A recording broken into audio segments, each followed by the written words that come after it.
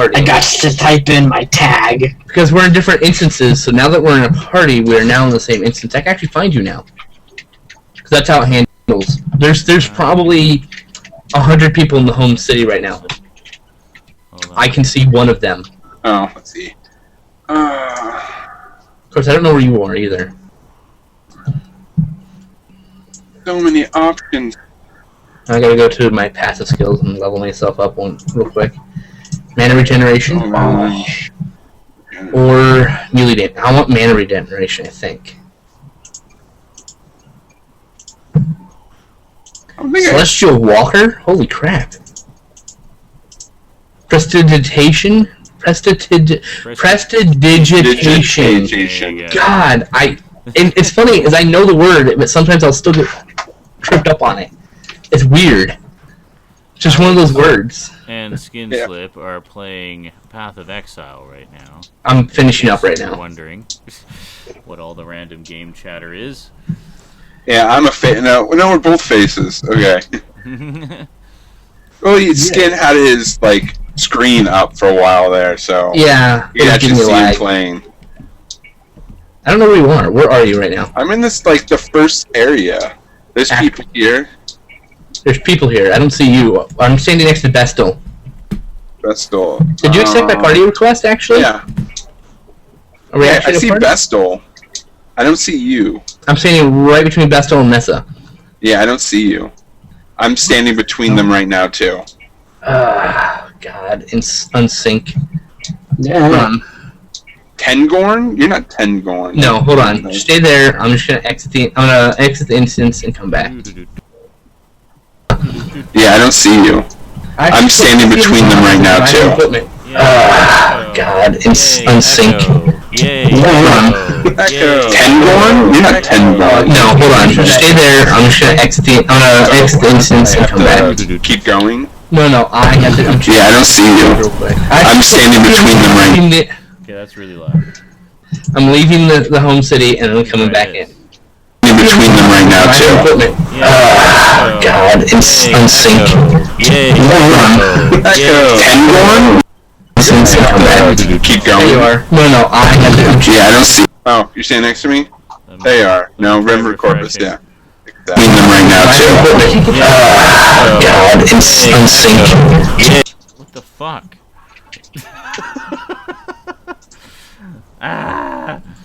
Okay, I think we're good now.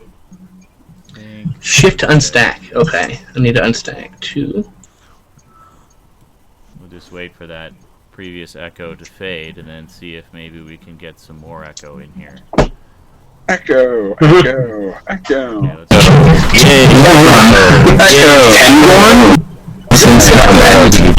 what the fuck? Go to the live. Previous echo to fade and then see if maybe we can get some more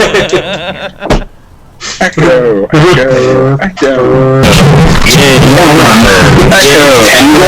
Why is it Keep going. What the fuck? Go to the... Stop! What the hell, man? Inventory. That is insanely loud. Fireball. Here we go. Of course, it's level 5 fireball. I don't actually know why that's so insanely loud. I'm very confused. All the other things are not... Okay. Where are you, Alex? Volume up? Okay, hold on a second. Sorry. Hold on. My volume is cranked. It's in the red. I show my volume as in the red. Right? And I'm taking these things that you're giving me? Yeah, what gem did you get? I didn't get a gem. Oh, you didn't get one? Okay. I got a bunch of scrolls of wisdom. Hold on a 4 of second. them. Let's do this. No, you keep them, that's fine. Turn them I'll give down. you 40 me scroll up, points to buy equipment. and Yeah, now we should be more or less Except balanced. the trade. Fix that. We should be balanced now. Are we balanced now? Sorry. Am I too loud? Guys, hello? We should You're all... decent on my I'm end. sure... Okay, look. Talking about I have everyone else. my peak meters open here, and I'm in the red. If I do it any louder, I'll be distorted. So, it's got to be You gotta be able to turn the volume up at your end or something. I don't know. I'm confused.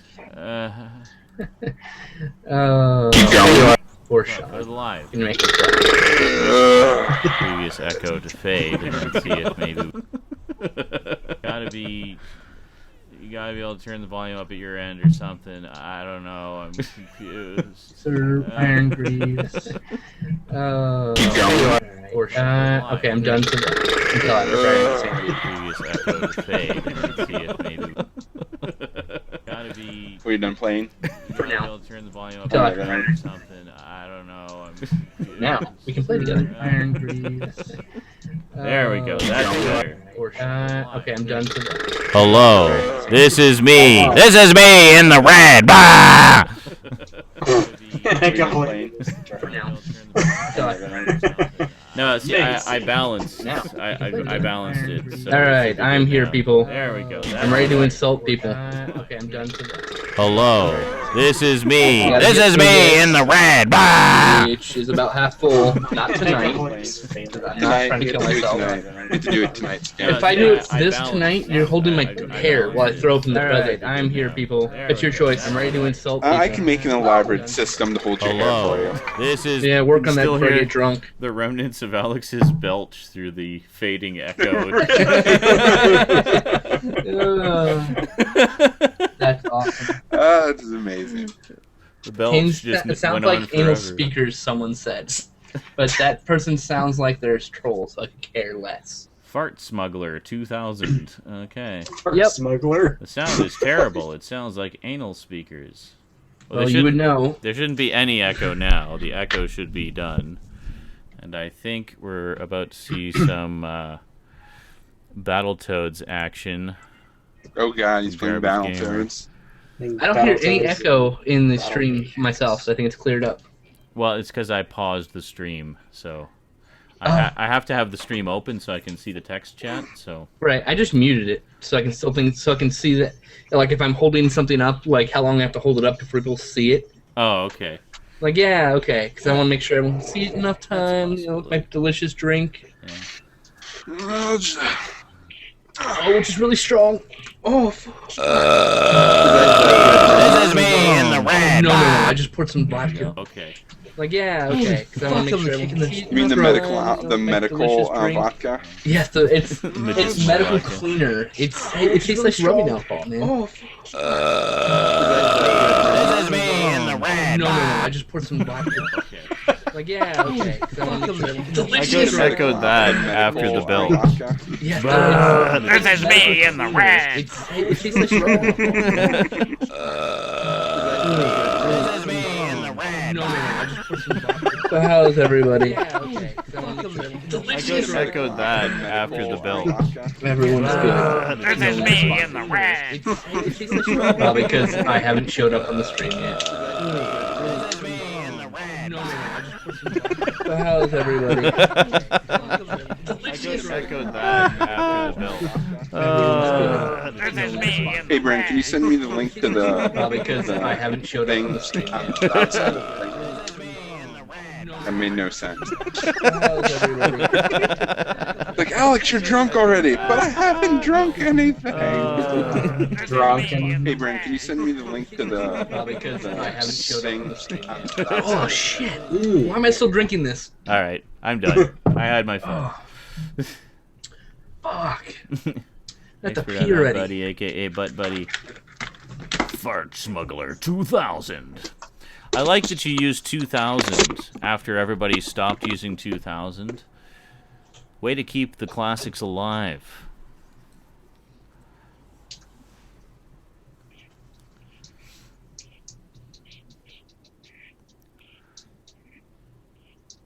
Wait, Wow. which version of Battletoads is this? This is Battle Maniacs for the Super Nintendo. Oh, that's why I don't recognize it. This Okay. one is really close to the actual arcade version. Gotcha. Yeah, I never played this one. I only ever played the original. I never played any of the sequels. Always wanted to, but never did. This is my little secret to dispel those skulls really quickly. Knock them in the pit. I'll do this too. Nice. Oh, it didn't work. Oh, there we go. Sort of did. Usually you can get one, there you go, to hit the other. Buff Daddy Bill? Holy crap, I haven't seen you in a million years. Not since the days of the skinny. Yeah, that's going back a bit. Hey, I made it up there. I shouldn't be able to go up here. Okay. Never knew there was an arcade one? Wow. Oh, motherfucker, I had a pee so bad. That was crazy. Excellent. And so it begins. That was like There, you know, like when you really have to pee, and it comes out like a freaking piston. Yeah, that was like I felt like I was gonna knock myself over. A piston of pee. Yes. A piss ton. A piss ton. Yes, exactly. Excellent. It's harsh. All right, Alex, and I sent you the link. Thank you, man. Excellent. Pigs are annoying. So as usual, it'll probably be a little slow to start things off. Get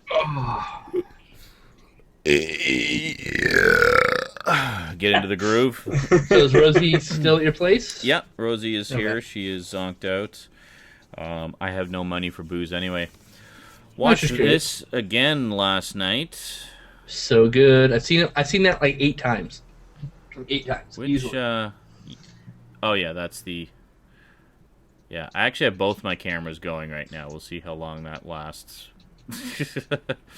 But, yeah. Oh, I see. So I saw this twice I now. see you in stereo. I was going to actually film a video today about it, except was busy. So I'll probably do that tomorrow. Or maybe really late tonight. I'll probably do it really late tonight before I go to bed. So expect a nice, exhausted review. Yeah, I really like this movie, so see it. In 25 minutes of you sleeping before you realize you've fallen asleep. It's like, I'm drooling down all over myself. I just let that run in the background to see if you put anything funny in the middle of it. Well, knowing me, I would leave the entire 25 minutes in uncut. No, but you might put like a random like pop-up or something like that in the middle of it just to tease people. You make a That's hidden right. video or whatever, and only people who sit until like 17 minutes into the sleep will see it. I should totally do that one day. Yeah. Oh, A secret cookies. video. I got golden Oreos with chocolate filling. There was one a guy did. It was real life paranormal activity where he was basically like, I think there's ghosts in my room, so I'm going to film my room at night. And it was literally a 3-hour video of him sleeping.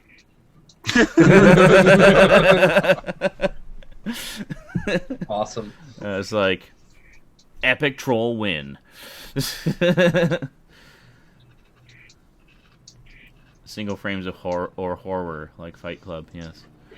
God, it was actually, spawn in the jungle. Fight Club, it was single frames of gigantic cock. That's horror for some people, I imagine. Some people are afraid of penises, man. Yes. Slow-mo. Yeah, actually, I really want to see Dread in 3D now, because I imagine those slow-mo sequences were pretty impressive in 3D. That was great in high def. Yeah, really did. Buddy Lambert says Dread was a great movie, had a real Paul Verhoeven feel. Yeah, we were actually thinking John Carpenter as well. There was a lot of John Carpenter-ness in it. In the more so than Verhoeven, but I can see the Verhoeven, definitely. Definitely. Well, I mean, we were talking about how RoboCop was originally supposed to be a Judge Dredd film, and then wasn't. Well, my understanding, they were slotted at the same time, or they were both in production at the same time, and the studio saw they were very similar, so they just went with one of them. I see. And in this case, they went with RoboCop. Not that it was originally Judge Dredd; it just got set aside for Judge Dredd. Right. So I misremembered. But yeah, RoboCop definitely has a Judge Dredd feel to it in some ways as well.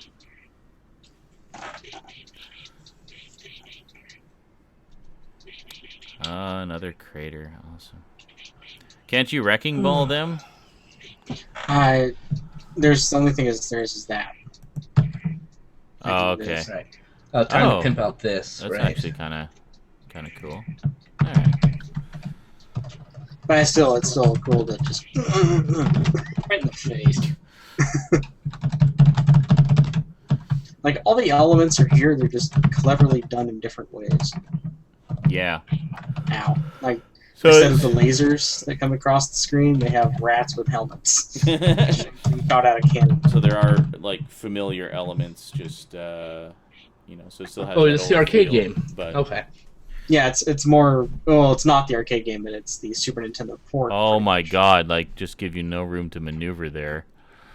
Yeah. Oh, just wait until a little bit later when the actual speed increases. Oh God! The game is so hard. There's an arcade game, right? I'm not mistaken. There Yes, is, yeah. There is. Okay. Yeah. I actually did a review of the arcade game. Apparently way quite back good. with Stoudman of all people. I think my favorite Battletoads is Battletoads Double Dragon. Yeah, a It's lot the of one I people played like the that one. most. See, ironically, they have a Genesis, Super Nintendo, and an NES version, and I prefer the NES version. Mhm. Yeah, it's all, preference, of course, but yeah. Oh, Absolutely. look, a bus. Yes, hello, bus.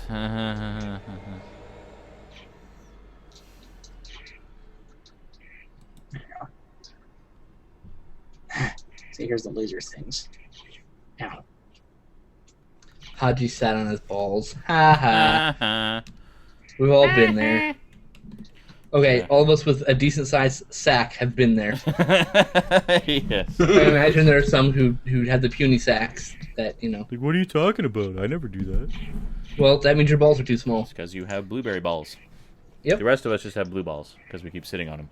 Oh, yeah. I think this is the The evil bruised. section Bruised, here, bruised balls, yeah. Yes. where they start throwing all the enemies at you with the spiky walls. I've never played the SNES version. Let's see. Hopefully That's I what you're can playing, get right? this Right. section. It's Battle Yes, Maniacs. this is the Super NES version. Yeah. Oh yeah, they start throwing fans that push you. I played the NES one and then Battletoads Double Dragon. Yeah, I only played the NES one, and then I played the Sega Genesis version of the NES Fuck. one. Oh, don't tell me that. Okay. And I was never able to finish it. Oh, lucky buddy got to see it in Dread in 3D. Really? I'm jealous. I had a hard time trying to convince Alex over there to see the movie in the first place. Nice. 'Cause he's like, hey, it looks okay. Oh, come on, the trailer doesn't look that good. No, for it doesn't. Another That's the case problem. of a trailer not accurately representing the film. Yeah. Yeah. It's a balancing act. I mean, you want it to obviously entice people to see your film, but, I mean, you want it to make the film look good, but at the same time, you don't want to give away the whole fucking movie in the trailer, like Disney. Oh my god. Whoa. Disney is the worst for that. It's like if you've seen the trailer, you've basically seen the movie. I'm gonna wash my mouth out. Hold on. Oh. With vodka. DC, yeah, as far as I know, The Killing Joke is not on the current list. They got Superman Unbound coming out next, which is Looks big. absolutely uninteresting to me. Really? Yep. I'm still gonna see it. Don't get me wrong. I'm just saying. Are you familiar with the story at all? No, but I read the synopsis for the upcoming release. Well, my understanding, I mean, Brainiac is the big villain in that, and I understand it's the story of the city in a bottle. Oh yeah. So Which is fine. Might be interesting. I'm saying it sounds uninteresting. Or looks uninteresting. Doesn't mean I'm not gonna watch it. You know? I don't know. I thought the cover of the Blu-ray was pretty badass. Oh, it's based off the Superman Brainiac storyline by Jeff Johns. Well, okay, it's Jeff Johns, come on, man. it's That was based off actually a of pretty good story. Yeah. It's the I'm prelude just, to okay, New the only Krypton problem, okay, the problem with that whole arc is where it ends. with the New Oh. Krypton. Yeah, Oh, basically, really? the Obsidian. Okay, No, spoilers. no. Can't say Spoiler anything. alert. And No. just New Krypton. We'll leave it at that. You can Yeah, it just it's Guess whatever very you poor. want. The thing is, a lot of stories in DC at that point were wrapping up. There's Hey, actually giant guy.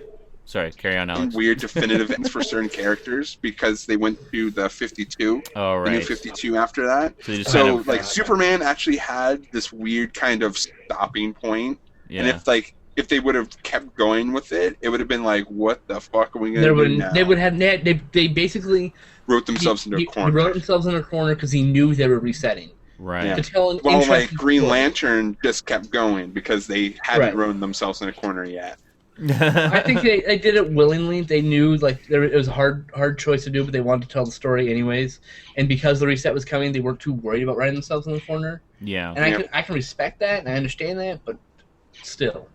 By the way, Dave Bautista got signed to play Drax the Destroyer in the Guardians of the Galaxy film. Dave Cool. Bautista is a wrestler. He looks exactly like Drax. He too. does. So this is good news.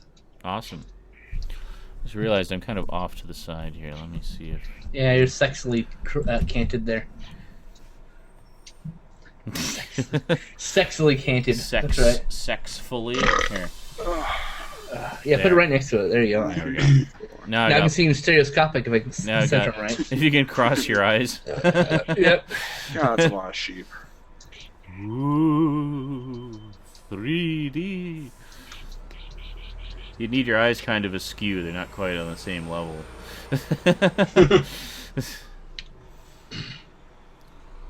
See, for those who don't know what I'm talking about, I guess you can... You do know what I'm talking about. What am I talking about? What am I talking about? You know what I'm talking about. There's this camera, which is down in the Google chat, and then there's this camera, which is in the live stream. And in like 30 seconds, I'll actually see your other hand. So if you put them back all together... Okay, I think I'm at the evil part in this. Oh, The evil Okay. part? Alright, let's Yes. check out the evil part. Yes. and I evil have to part. pee, so hurry up. Hurry up with the evil. Yeah. Okay, good thing it moves evil. Oh my... Whoa! Holy shit! Ow! That's going Oh fast. my god, my that's just... God. That is just cruel and unusual punishment That's right there. stupid. Like, I'll take the speeder bikes over that. Good thing it only lasts for a few seconds. Oh, thank Good God. lord, Okay. you will die at least. Yeah. Like I said, I died at least maybe, what was that, twice? I'm amazed you didn't die more. Well, Dave they- Shocknaw said, "See Life of Pi," and my answer to that is no. I don't want to see a 2.5-hour sermon on why I should love God. Yeah. I already saw it actually, but still, Yeah. good. Yeah, Dread was awesome, and more people need to have seen it. But apparently, as we were saying last night, it broke a shit ton of records in home video sales. So Yeah, there may first week actually sales alone. there may actually be a sequel at some point based solely on the home video sales. It's interesting Might that be the direct sales video. of it were almost as good as a blockbuster film released by the studios Yeah. for a movie that did crap in theaters. That's a Yeah. huge record. Well, and that's you know? another thing. It's an indie film. A lot of people don't realize that. It's not like a Hollywood film, really. Yeah, it's just distributed to the Hollywood. That's it. Yeah. But it was made by a couple of independent studios. And Carl Urban was fucking awesome. I love Carl Urban. It's great. Yeah, so do I. I think he's a fantastic actor. Fucking damn. Oh, I'm scowling through the whole movie, but I'm so fucking awkward. It doesn't matter. He was really committed to maintaining that scowl through the whole thing. That was great. I don't think there's a single moment where Dredd is not scowling. It's great. And yes, Cloud Atlas was my favorite movie of last year. Yeah, I want to check Yes. that out. You've been all raves Oh, about it. amazing. Alex has been all raves about it too. We loved it. Yeah, We- the fact that it didn't get any, like, Not even a nomination, a nod. single nomination, Wow. is one of the biggest atrocities I've seen in the award circuit Yeah, in a well, while. that's why I mean, it's just sad. one of many reasons why I say fuck the Academy Awards. Oh, that's for because sure. all But this is the fixed. first time I'm like, wow, really? It's interesting because we saw Cloud Atlas and then we snuck into Man with the Iron Fist because we didn't want to pay money for it because we weren't sure about it. Which has and Batista we in it, couldn't by the stop- way. Yeah, it does have it. But we couldn't stop talking about Cloud Atlas during The movie, Iron Fist. yeah. Yeah. We were just like, there was me, Alex, and like one old guy in the front row. No, there's a dude and his kid. He was was it behind old? us. Okay, so there were 3 total extra people in the theater, and we were just talking up a storm, like whatever, like this movie's terrible. I would still own it. Javier asks if Cloud Atlas is anything like Looper, because I know they both involve... No. Well, Looper is more time travel, but I think Yeah. Cloud Atlas is more like just a story spanning several generations. I haven't seen Looper, and I'm pretty sure it's nothing the same. Yeah. If you watch Cloud Atlas and you're not moved to near tears, you have no soul. All right. You don't have to cry, because everyone cries from movies, but if you're like, I'm feeling well enough. This looks exactly like the old Speederbike, though. Sorry, like it doesn't look like they actually upgraded the graphics. They just did it the same. Different colors. And actually, the graphics are upgraded a little. But it is a homage to the level that gave everybody aneurysms in the first. Yeah, because one. even back then, it was the cult-wide thing that they knew that this game would give you aneurysms. It just starts you at the beginning. God. Yeah. And it killed me. I'm not going to attempt that again. That's yes, pretty brutal. Google Plus, I'm still there. Anyway, main menu. I haven't been on long enough for it to ask me yes. Yeah, it's true. Ask me yes. Fart Smuggler says, if you are not moved by Cloud Atlas, you are a clawed fuck and deserve my fist in your face. I think you meant cold, but yeah. I like clawed, a clawed fuck. Ooh, biometal. Oh, Buddy, did you all... Wait a minute. Buddy says, yeah, Cloud Atlas was my best cinema experience last year, aside from seeing Lawrence of Arabia. So wait a minute. You start out by saying you actually got to see Dread in 3D, lucky bastard, but now you actually also got to see Lawrence of Arabia in its limited theatrical run last year? Apparently. Well, fuck me sideways. All the things I wish I could have gone to see. I love Lawrence of Arabia. That is painfully true, Patrick. Patrick says, not every good movie gets nominated for Best Picture. We're not saying Best Picture, we're saying anything. Just something, yeah. It got Best Makeup and Effects. I mean, the makeup and effects in the movie were amazing. Literally, like, I mean, they had like, what, 12 characters spanning through all like 7 stories or something, Skin? AC says... Skin's out of the room. AC says, so he is. I'm not looking at the screen. That's okay. But yeah, there's like 12 actors that like appear in every single like segment of that movie, and their makeup effects on some of them are just spectacular. AC, just completely unrelated, but says, The Simpsons stopped sucking years ago, but no one knows because they think it's still 2003. Oh, I don't watch TV. It says recent seasons have been really funny again. I haven't seen much of the recent seasons. I did watch some of the Christmas episodes. Like there was one that they did that was sort of not really a time travel episode, but like a what would happen to them later in their lives episode. And there's been many of those. It was awesome. I loved the whole thing. It started off with them taking a family picture, and then it's saying like, "Oh, we're gonna want to remember this for years to come." And then it shows each like annual family picture, and you see them, all the kids growing up and stuff over the course of it until like. What is this? It's one of the recent episodes of The Simpsons. I think it's from season 23. Oh, okay. And it shows Lisa with her like college flags and like her. Lesbian girlfriends from those years, and then ultimately marrying Milhouse, and they have kids, and you see Maggie growing up and becoming a precocious teenager and stuff like that, and it's funny. And then it stops like 20 years in the future where they're all grown up, and Marge and Homer are basically the grandparents, and it shows their lives at that point, and like they're first family Christmas together in years because they've all been off living their lives and stuff, and it's actually a really good episode. I really enjoyed it a lot. That sounds like an awesome episode, actually. And that was from season 23. What season are they on now? 30? 24, I think. 24? Oh, I think so. Okay, because I remember an episode, like a What If episode with Lisa and Bart growing up. There's quite a few. There's like 3. There's been a few over the years, yeah. And that one, like I remember that episode being really good. So was it Lisa in college dating a British guy, or Lisa as president? Those are the last ones I remember. No, it wasn't one of those. No, I'm talking about the one he remembers, not okay. This one. I know. I've never seen that one, that sequence, because that sounds amazing. Holy crap! Seriously, Giant Guy? Johnny Guy says, I ordered 7 Walking Dead action figures on eBay yesterday afternoon, and they arrived this morning. Now, Nice. That's what I call good service. You better give that person 5 stars and favorite them as your seller and buy more shit from them. Because that person Really, the dude lives might down live the block like down from the you. block That's from fantastic, Yes. yeah. I'm, Hi, Brendan. I don't recognize your name. I apologize. I'm bad with names. I'm a bastard, apparently. Raptor Rivera says the upcoming season is supposed to be last. They're going to stop at 25, so that's sort of the plan. That's what the idea is. So, Which I have think something is a good plan. And then completely we'll do off movies topic. after that. Yeah, I'd be down with that. Like, movies every couple of years. I have something completely off topic, but you'd be totally interested in. Okay. I was repacking boxes the other day, and I found 3 issues of Adventure Comics from the 70s. Nice. Adventure Comics number 460, which is the death of Steve got it. Trevor, Wonder Woman's beau. That's how you say that.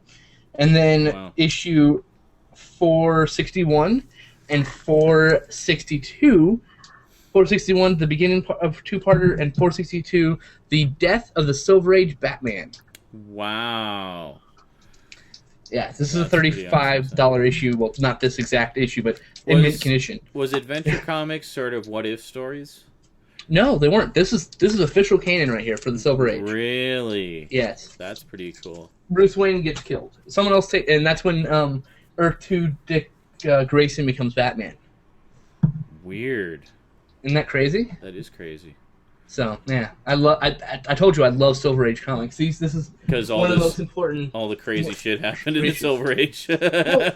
Crazy shit and really good storylines because it was a really emotional when Batman died, and they had this huge funeral. Everyone was there, and everyone was all crying and upset that he had died, and he gave his life to save people. It's, well, and then wasn't Crisis on Infinite Earths kind of like the result of all of that from occurring over the years, where basically they just tried to have this be-all, end-all event that reconciled everything and fixed rebooted everything and and had it all made yeah. sense again. Yeah, well, this is Earth 2. This is from 1979. This is 7 years before Crisis on Infinite Earths. Yeah, But yeah, I love the 70s. So, great stuff, great movies, great comics. Gives his life to save Huntress. Earth 2 Huntress, who is hard to explain. That's a very complex storyline, but I don't know if you can see this. There is the the side is the funeral for Batman. Huh, Oh, that's wow. awesome. That's Yeah. pretty awesome.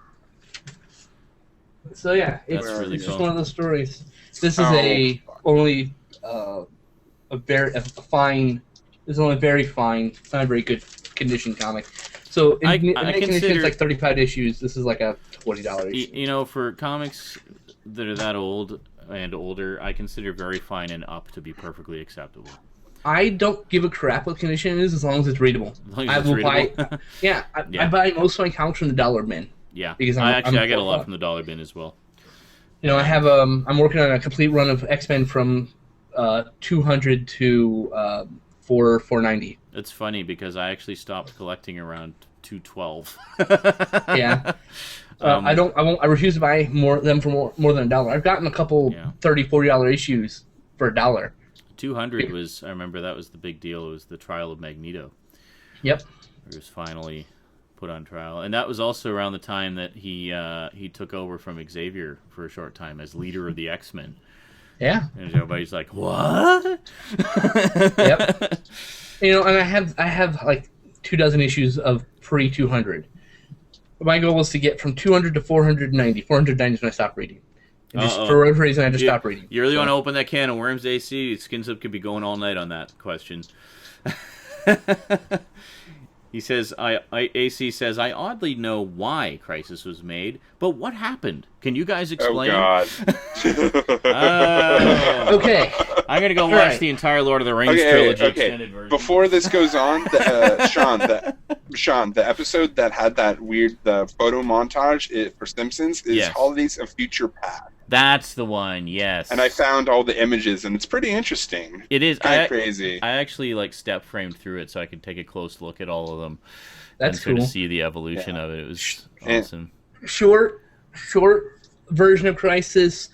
there were like thousands of universes that they had created throughout the Gold and Silver and Bronze Age. I'm gonna go heat up a pork chop and make some coffee. Yeah, I'm gonna go watch some Lord of the Rings. That's a good idea. This is the short. So what happened is they decided they needed to consolidate for their 50th anniversary, and to make them more readable for people just coming into the comics. So what ended up happening was they made a character. They had him appear, called the Anti-Monitor. They had him appear for over a year in comics as like a foreboding reminder that there's something going to happen. And then the Crisis on Infinite Earths happened. What happened is Anti-Monitor is destroying worlds. And every time he destroys a world, he gains more power because he's destroying with antimatter. So antimatter is growing, normal matter is shrinking. And he wants to remake the universe in an antimatter universe. Well, the way they save the universes is to condense them down into one universe, and all the time streams like link together, and they retcon like 80 years of fucking comics or whatever. Basically, all these convoluted stories, all this alternate universe things got folded in. That's basically the short version of it. And then they had to do it again, 20 years later? Not 20 years later. When was Infinite Crisis? Infinite Crisis was Crisis was 86, so when was Infinite Crisis? 2006? Something like that. So 20 years. 20 years later, they had to do the same thing again. In there's also DC 1 Million, which happened before that. Oh, DC 0 Hour, sorry. Which happened before that. Sorry. That was Crisis in Time, which happened in 94. So less than 10 years later, they did Crisis in Time 0 Hour and make some more crazy stuff. And then in 2000, I just lost it. That's crazy. 2006, they did Infinite Crisis and had things become more complicated. And then they did Final Crisis, which made them more simple again. And now there's only 52 universes, as opposed to there being the 52 happened with Infinity Crisis, not Final Crisis. I know that. Oh, was it it was Infinity Crisis okay. It was just after that. The thing is, like, I'm not exactly sure what in Final Crisis actually did. Like, when you're looking at no one is sure what Final Crisis did. If you look at the forums, nobody freaking knows. It's so convoluted. It's just like basically Darkseid was being a dick. That's like all I got from it. Well, there's Barry Allen came back as the Flash because 30 freaking years later they decided to bring back 25 years later. What was it? The Alpha Lanterns rebelled, but they might have been Three Worlds. There's all these different things that are happening, and then Infinite Crisis or Final Crisis happens. And but the funny thing is, Legion of Three Worlds, I have that because it's one of the appearances of Superman Prime. For whatever reason, I like the character. Yeah, I don't know why. I don't know why either. I think he's a fun character. But and then on top of all of that got erased with Flashpoint because they just can't stop rebooting the universes. Unless it didn't. Green Lantern stuff didn't get rebooted. It kept going. I know. It's just one of those, what? Huh? I would have been pissed if Green Lantern got rebooted. I was just really? You've been doing awesome for, 5 years now, and then you had to reboot everything, so all of, the build-up is just completely gone for all the storylines that you've been constructing. So I'm glad that didn't get rebooted, but, yeah...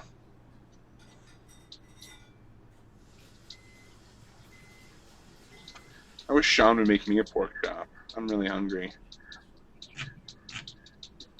Why doesn't teleportation work? I want teleportation to work so I can get food from other people. Where are the flying cars? I see the flying cars. Where's my light bridges? Where's my flying cars? No, Raptor, you're thinking of Crisis on Two Earths, which is the adaptation of Justice League of America, Earth 2. The TV show. Yeah, no. The movie. It's there's a graphic novel done by Grant Morrison, I believe. I'm gonna double check that while I tell you. Grant Morrison does Infinity, I thought. No. We're talking about animated movies here. Okay. Crisis on Two Earths was a retelling of Earth 2, which is a specific short story. It's a comic. I'm gonna find it because my brain's collapsing. I'm just destroying this car for no reason whatsoever. I'm digging big holes in Minecraft with TNT. Fun. You should go get the mod, the Mine Turtle mod. Oh, the programmable device. No, it's literally called the Mine Turtle mod. It's the Mine Turtle from ASD. Grant Morrison did write. It's Justice League of America Earth 2 was a graphic novel, and that's what it's based on. Not related per se to Crisis on Infinite Earths, but it does. That was actually the novel or the graphic novel that reintroduced the multiverse into the mainstream thing. There was The Kingdom, which was a sequel to Kingdom Come, which should have never happened. Which reintroduced Hypertime. Unfortunately, that didn't really stick. Nobody really followed it. Nobody really listened to it. All Hypertime did was allow them to do Elseworld stories. But some of them are awesome. Well, I'm not saying they're not. I'm just saying that's all it did.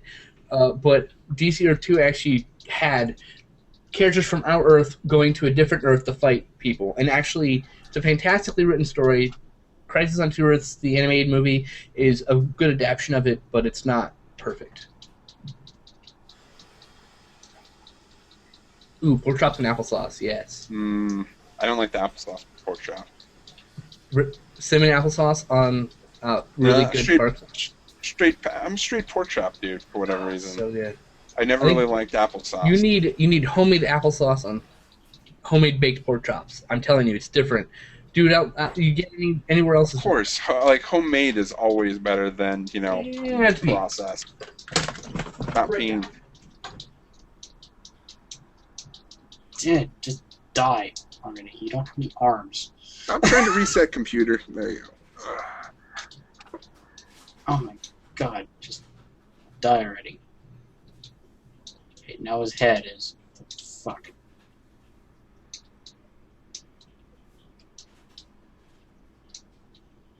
Now it's a floating head. What the fuck? Oh, you're playing Power Rangers. Yeah. The Super Nintendo. I saw some guys on the internet play that recently. It looks pretty cool. Game Grumps? Yeah. Yep. I like them, but sometimes they're just so fucking annoying. They're overly cynical. Yeah. I know. Truthfully, for Ego Raptor, when he said he doesn't like Okami, I lost a lot of respect for the man. Because Okami There's a lot of games that he said that he didn't like. I can't quite parse when he's joking or not. Like, I mean, you can say it's like, oh, he's like always joking, but there's some truth to some of his statements because you can't. Oh yeah, 100%. Stop emptying pork chop. You're in Canada, right? I can't just drive to your house, beat you up, and take your pork chop. Pork chops and I could see and the coffee. I am You back. didn't hear that part. It's like I can see the news report the next day. Man gets beat up over pork chop. Are you playing Power Rangers from Genesis? Yes, he is. No, Super Nintendo. Oh, yeah, for Super Nintendo. Whatever. It's a silly game. It's silly, but it's It's fun. a silly franchise. Yep, and you totally should love it, but you don't for some reason. No. I just see that's what I don't understand is He loves that Godzilla, but not Power Rangers. Go figure. Really? That's a bit weird. Yeah, see? Everyone thinks you're weird. There's like, I'm guessing Kamen Rider's in the same boat then, right? Yeah, of course, because it's basically the same thing to his brain. He's too old for Hero it. versus dual group hero. Yeah. Yeah. And I don't think he likes Ultraman either. Go figure. Sure, I've never seen Actually, Ultraman. Ultraman, I would like to check out. What the? Because it hasn't been Americanized.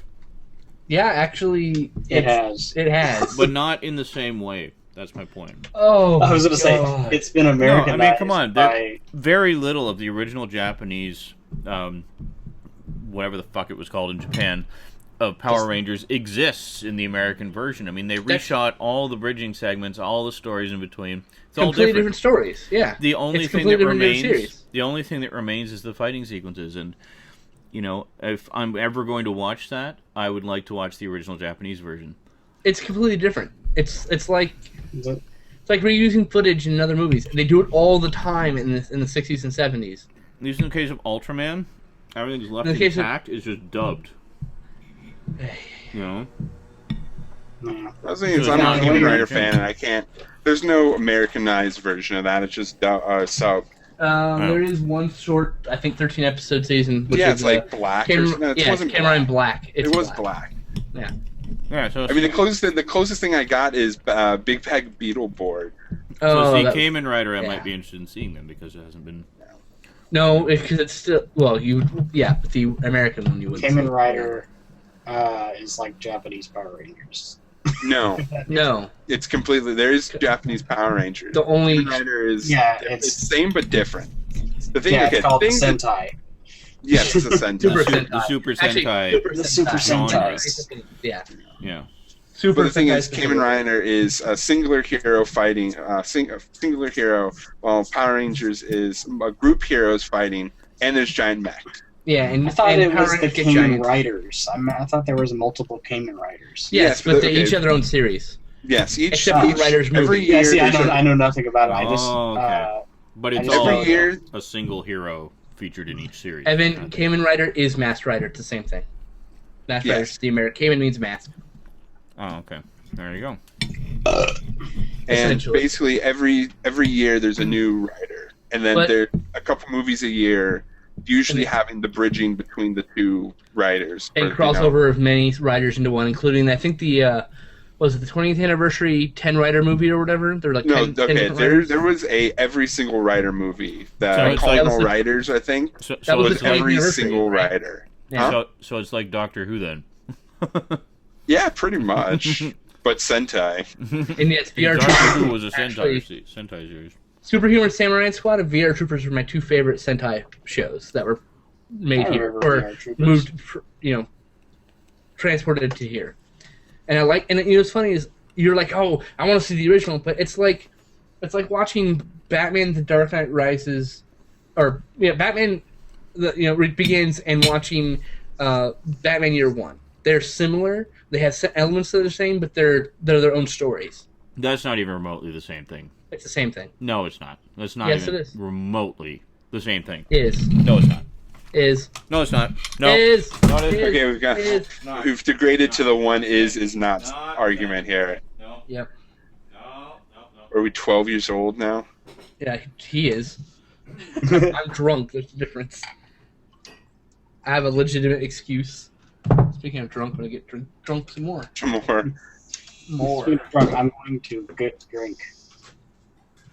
Fucking eye keeps bothering me. Ah, God. Ah. Can we please stop using the word faggot in the chat, please? Stop it now, or bannings will happen. Well, Fart Well, it's Smuggler fa- 2000 needs to be banned. Yeah, he's the one doing it. No, there's more than one person. Well, he's the one. Every time I look back at the chat, it's smart Fugler. I'll Fart tell you. Smuggler. I'll tell you what it Smartphone. is exactly the same as though. Or some people would consider it the same. Voltron and Robotech. Exactly, and you like Voltron Yes. and Robotech. Yeah. So get off your high horse. Now here, now here's the difference. I like those because I grew up with those, so there's the nostalgia factor. So I don't mind the fact that they changed it because it was the version that introduced me to it. And I understand a lot of people are nostalgic about Power Rangers for exactly the same reasons. So even though they know that it's not the original version, they like that version because it's what they grew up with, it's what they know. And that's fine. I get it. I respect that. I'm the same way with Voltron and Robotech. But there are those purists out there who their introduction to it was the original Japanese version. So they see the American version, they're like, what the fuck is this shit? Like, what did they do to the original series? They were fine the way they were. Why'd they mess it up like this and rewrite it and crap? And, well, there's multiple reasons for that. But they have no respect for it because it's not what they know or want. I still have respect for things like that. I just won't watch. I'll give it a chance, which I doubt you've done. I have, actually. I watched quite a few episodes of the very first season of Power Oh, Rangers. God. Fuck, first season's so terrible. Oh, it's one of those shows, the second season's where it's at. Just saying. Okay, all right. And Well, you I watch, watched... the season ending of the first season because that's the only thing that really carries over. Yeah, see, I watched quite a bit of the first season because a friend of mine was really into it, and he was all raised about it. And at first glance, it looked like something I would enjoy because, for the reasons you stated, because I liked the Godzilla movies growing up and stuff. And it was very much like, if Godzilla was a series, it would probably be something like this. But it just didn't do it for me. Godzilla wasn't a Sentai series called Zone Fighter, but and it wasn't even the fighting sequences, because I thought a lot of the fighting sequences were quite well done and fine and whatnot, but it was the bridging story segments that just completely put me off. I thought the characters were stupid and unlikable, and the humor was not funny, and I found it more irritating than entertaining, and I just wanted them to get back to the fighting. What's funny? So that was basically it. But yeah, Battle of the Planets was similar. G-Force, Battle of the Planets. Well, a lot of the however you want to call it, a lot of the early anime that we got over here on TV, it had to be toned down because of just the rules at the time. It was too awesome. It was also because a lot of those shows didn't have particularly long runs, so they combined them with other similar shows to get the full number of episodes they needed to put it into syndication. And a lot of anime purists don't seem to realize that they did that not out of disrespect for the source material, but out of a desire to bring that material here, but needing a minimum number of episodes to be able to do so. A lot of times because they were bringing shows... because a lot of shows were only being picked up if they could be immediately put into syndication. Mm-hmm. That was a big thing. Well, you need 56 episodes, right? And 100. Now you need 100. You need actually 65. 65 is the magic number. Now I think it's 100. The reason being with 65, you could show each episode... you could show episodes 5 days a week for a 13-week cycle and show each one 4 times. Yep. Similarly, a weekly show was usually 13 episodes, and you actually still see the 13 episodes today on a lot of shows. And it changed. It's changed. It's gone up and it's gone down over the years. Like I know there was in the mid to late 90s, there was a lot of shows that were 40 episodes and were in daily syndication, like right off the bat. And then you get something like Robotech was 85 episodes. He-Man was 65 episodes originally, and then they did another season of 20 some odd episodes, and another season of basically enough to make it another set of 65 total. So they had 130 episodes total, and stuff like that. But a lot of shows in the 80s were 65 episodes right out of the gate, like Galaxy Rangers, Jason the Wheeled Warriors, Centurions, Bionic 6, Mask. Bionic 6. All of those 80s shows were 65 episodes right off the bat. Brave Star was another one. I love Brave Star. Anyways, Raptor Riviera says, all this Godzilla name dropping does my heart good. If only this generation would talk about him more. Damn kids. Well, the problem with that, Raptor, is look, when I was 10 years old, that would be 1992. That's when Godzilla started, the Heisei series started making it over here to America in VHS form. Mm-hmm. Okay, we have been more than 10 years without a Godzilla movie. I'm pretty sure. Or almost to 10 years without a Godzilla movie. And that there's a whole generation of kids who don't have them coming to them in their home media. No. Because my exposure to Godzilla was a couple of things. What was the era during the 70s and 80s? The Showa series. The Showa, yeah, okay. The Showa... 78, I believe. Yeah, the Showa series was the big one that I was exposed to as a kid, and so I was always associated Godzilla as the hero. Plus, they had the Shogun Warriors toys that came out, and they had a Godzilla toy that came out as a tie into that. There was a Godzilla comic book from Marvel. I used to own that, too. And there was the cartoon, the Godzilla cartoon, which ran for a couple seasons with Godzuki. So there was a lot of Godzilla in the 70s and 80s. And so, and on top of that, the local theater, when I was about 10 years old, or no, not even, I was 8 or 9 years old, one of the local mom and pop theaters would have a double bill every Saturday of a Godzilla movie and some other giant monster movie. So they'd have a double bill of those. So I actually got to see some of the old Godzilla movies up on the big screen as a kid, which was awesome. Right. And then fast forward a few years later, one of the local channels that later became a Fox affiliate, actually, as their Saturday matinee on TV, would show Godzilla movies quite frequently. In fact, I think the one they showed more than anything was Godzilla versus Megalon, so I saw that one a lot. That was a very popular one, yes. It was, and so I like that one. It became one of my favorites, and also has a not very subtle reference to Ultraman in it. Jet Jaguar. Jet Jaguar! Which is actually a fan-made character. No. The Really? fans made that character, yeah. That was a contest to make that character. That's awesome. Yeah. So yeah, I mean, to get back to what you were saying, like they're just like when I was growing up, there was a shit ton of Godzilla just everywhere. I mean, you couldn't be a kid and not be exposed to it. And then when Skinslip was growing up, it was the same thing. You got a lot of the VHS releases and Dark Horse was running comic books. Dark and Horse was huge into comics.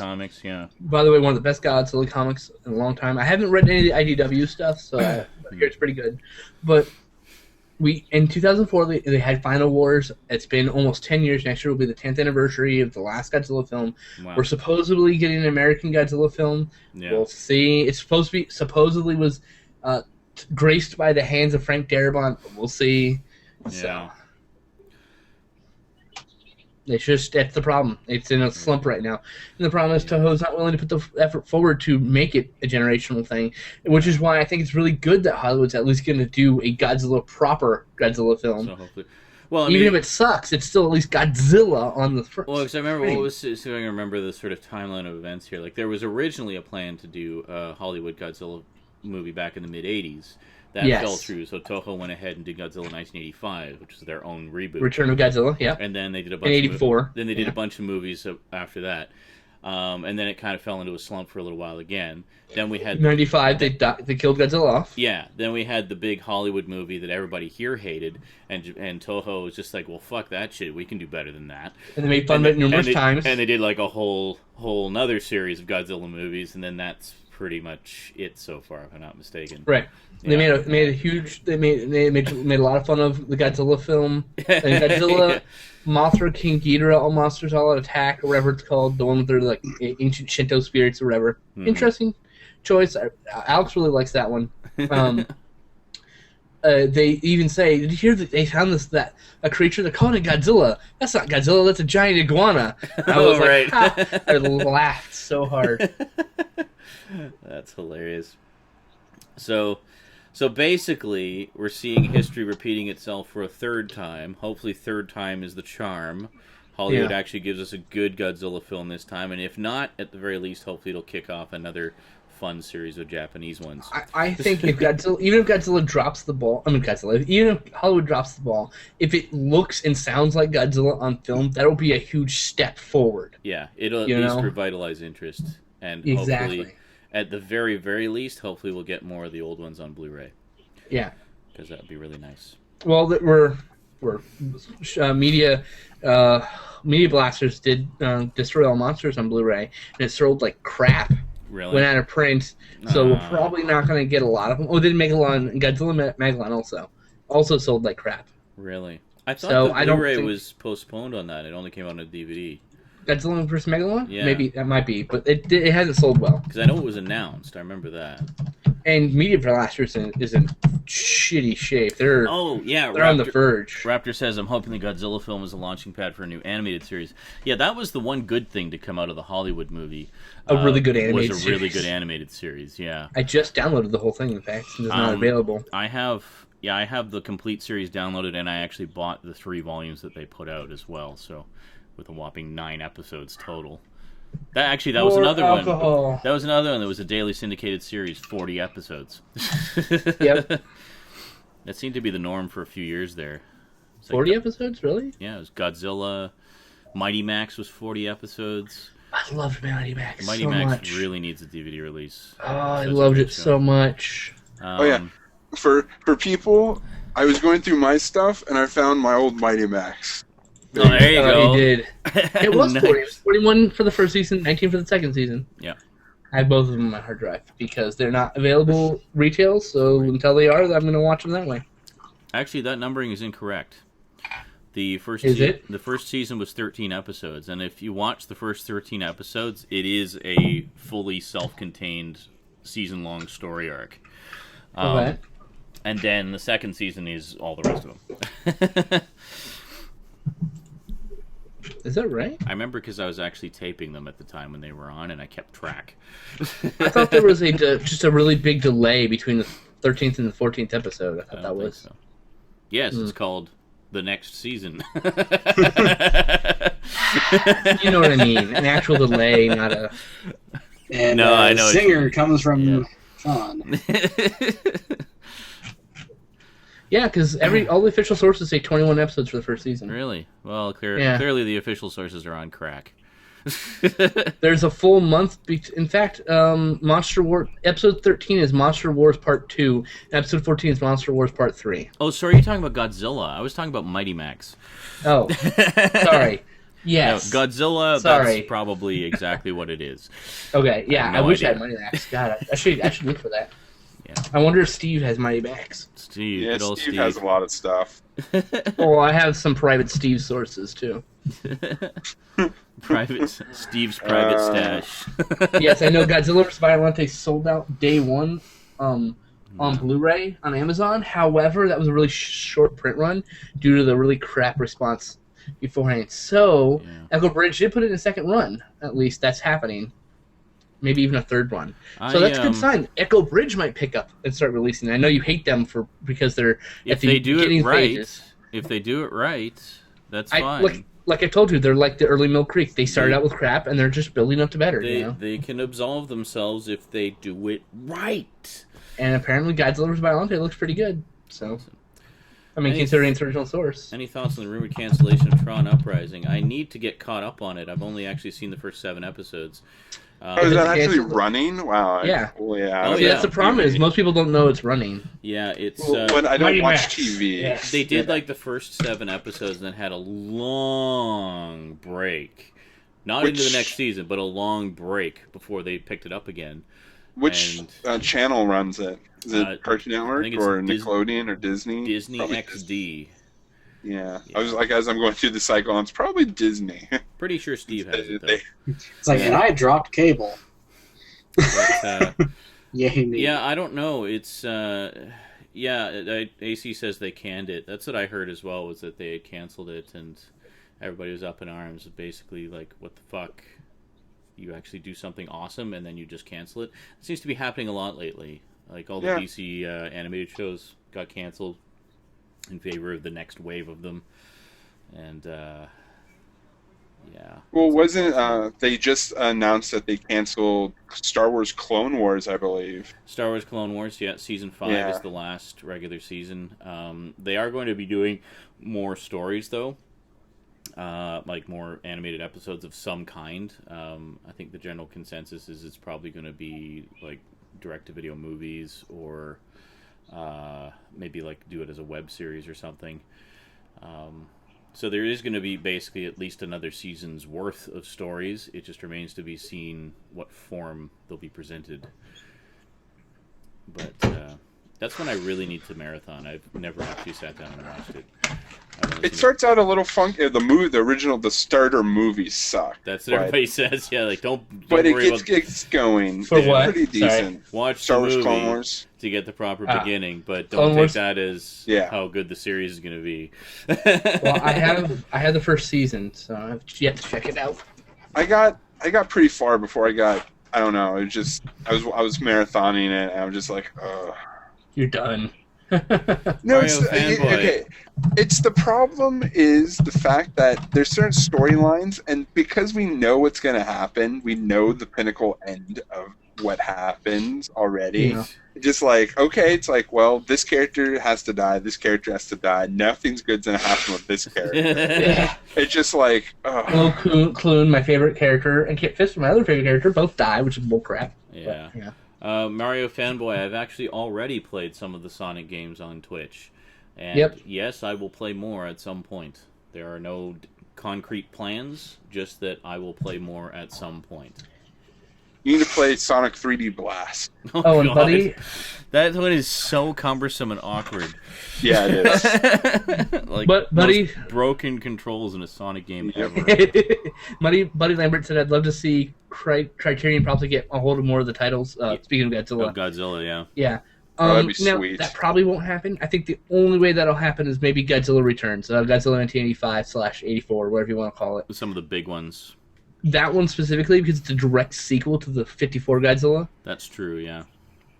I mean, the only other one would be Destroy All Monsters, but that already got released by Media Blasters. Now, question. I've only seen the American version of Godzilla 1985, which is clearly done as a sequel to the American version of the original Godzilla. But is the Japanese version a sequel to the Japanese version? Yes. It is? Yes. Okay. That's all I needed to know. Yep. So I've never seen the original Japanese version. I've never... I own a copy of the original Japanese version. I've never watched it. Really? Yeah, I just haven't. I love Raymond Burr. Raymond Burr is awesome. I will give you that. But I watched the first time I saw the original Japanese version of Gojira. It just fucking blew me away. I was like, my God, I had no idea a Godzilla movie could be this intense. It's moving. It like really I is. was like almost in tears. I was like, oh my God, this is so fucked up. Yeah. Oh my God. And then I watched the American one. I'm like, yeah, they totally took all the cool shit out. They did. They really did. Yeah. They just It's a good movie for its own thing, but it's not anywhere. They just basically focus on all the giant monster destruction stuff. The only thing that was fruitful, well, besides the animated series that came out of the American Godzilla 2000, not Godzilla 2000, but the Godzilla 98. American made. Yeah. Yes. Call it Gino. Yeah. Gino. Was the Godzilla hilarious name only. The hilarious Doritos commercial. Oh God.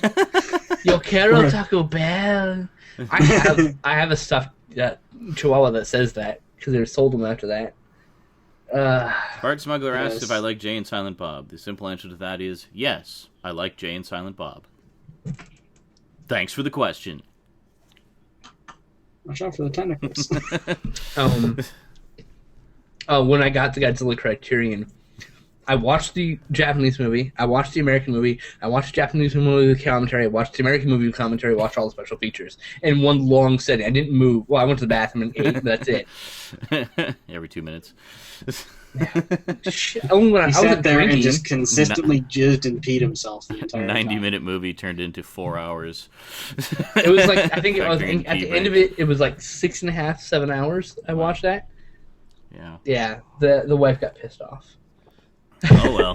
She's like, I want to go to bed. Like, I'm watching the commentary, shut up.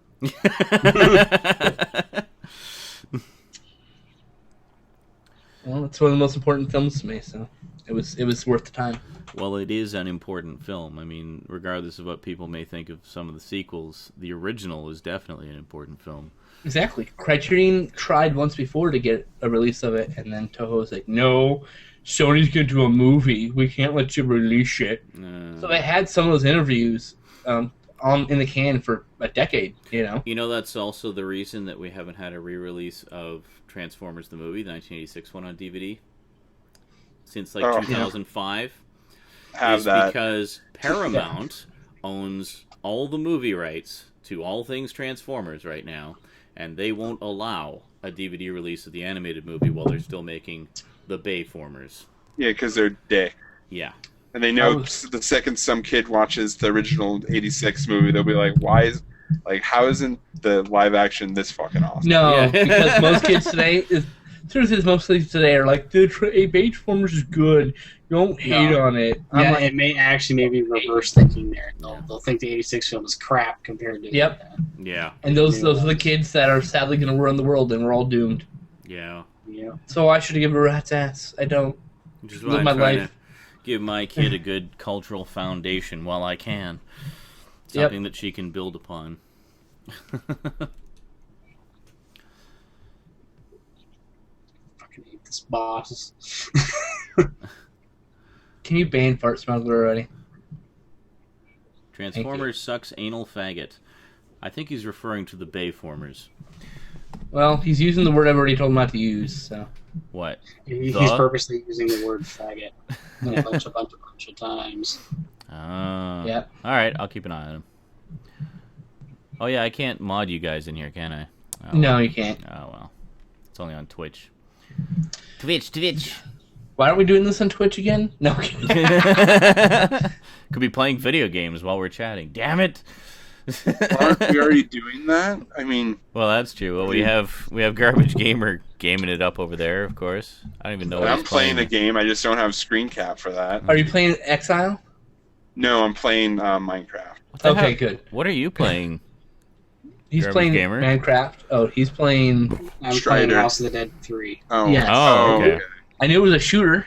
I could see the giant I bullets. can Yeah, get away. see you shooting things. And the giant bullets. Oh, on I the see. screen. Okay, I didn't see the crosshairs moving around, so... Yeah, the bullets. Gotcha. That's the big thing. So it's either going to be the Time Crisis or House of the Dead. That's the only game to do that. House of the Dead 3. Yep. Is that the 3-4 remix dual title? 2-3 remix, yeah. No, sorry, 2-3. Does 2 still work? Because I heard for a while that it was glitched. Giant guy asks... Yeah, for me, 2 does not boot. Okay, yeah, no one boot. It was still in boot. Giant guy asks, Sean, will we ever get to see your once hinted about toy collection?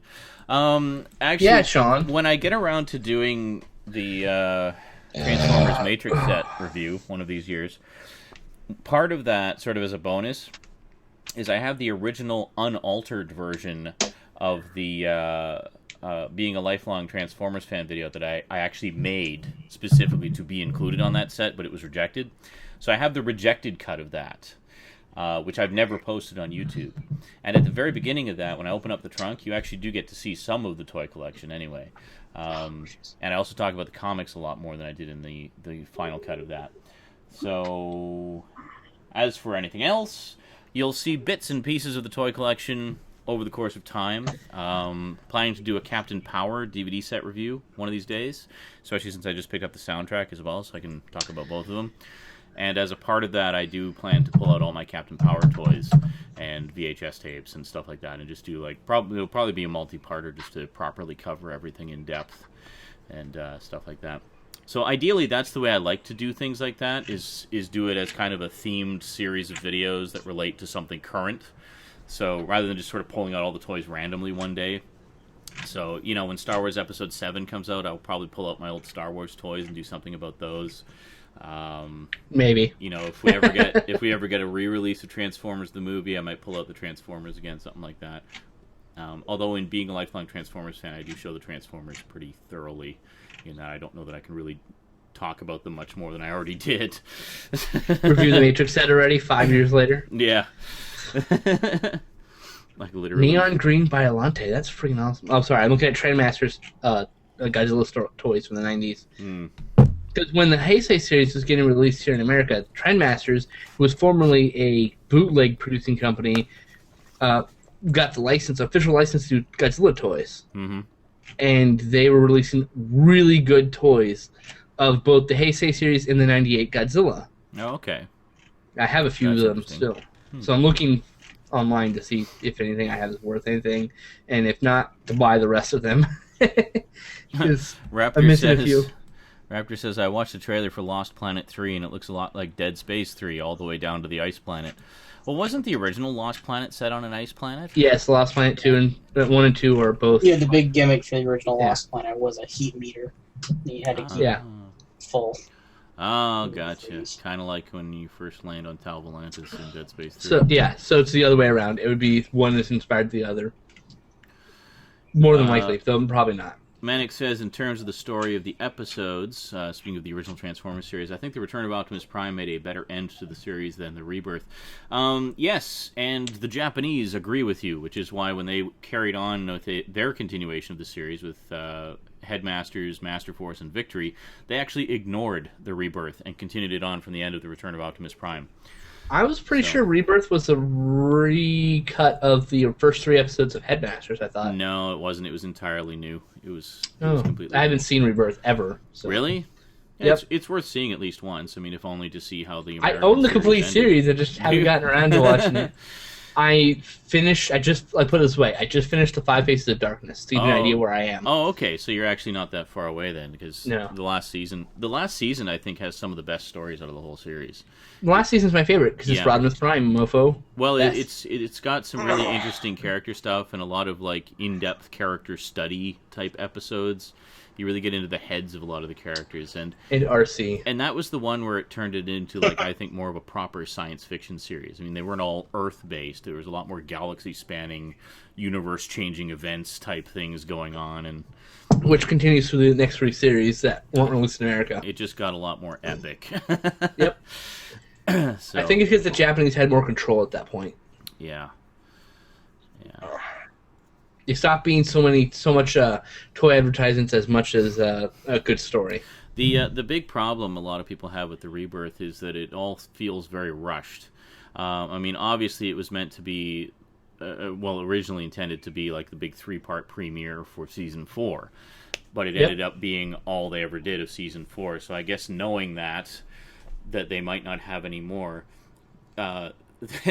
they try to cram in so many new character introductions, it's ridiculous. I mean, some new characters literally appear in one shot and have one line, and then you never see or hear from them again. Yeah, and most of those characters show up in Headmasters. It's just ridiculous. Oh, I'm sure they do, yeah. I'm sure they do later, but... I'm looking forward to finally seeing that. But with Headmasters, I haven't actually watched them yet either. I have the 3 sets that Dave A Bunch of Numbers sent me a while ago.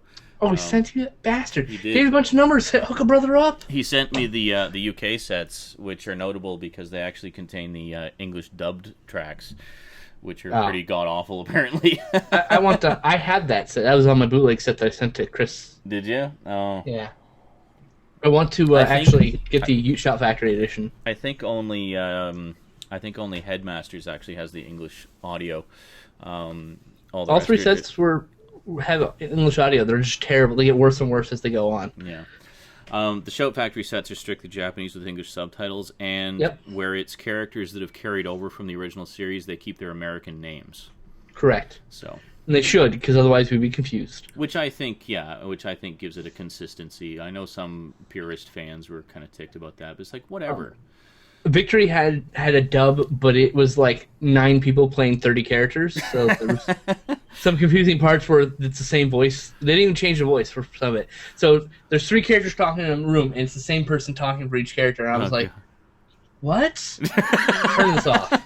Like, I was just checking it for quality. I just stopped on the scene. That kind of reminds me of Force 5, which was the big super robot anime series of the early 80s, where it literally sounded like the entire voice cast was like 4 or 5 people. All the henchmen sounded exactly the same. And but to be fair, some of those old super robot shows had great stories, so it kind of... You kind of found yourself forgiving the shortcomings of the dub.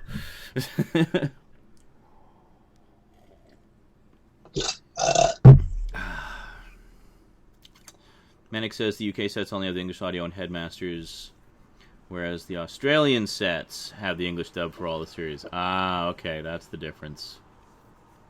Gotcha. Haji asks about Gene Roddenberry's Andromeda. Any thoughts? I've never seen it. I think I might have seen a couple random episodes, and I was like, oh, cool, Hercules in space. But Andromeda's pretty cool. That's really all I know. Yeah, it's one I've always wanted to check out. There's a lot of those era sci-fi shows I want to check out. Sorry, carry on. The problem with the Andromeda, it was so good until, I don't know what happened to the last season. The entire feel of the show changes. It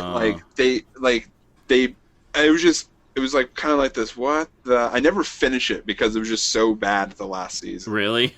Yeah. Different producer. It changed. No, it's like the entire feel is different.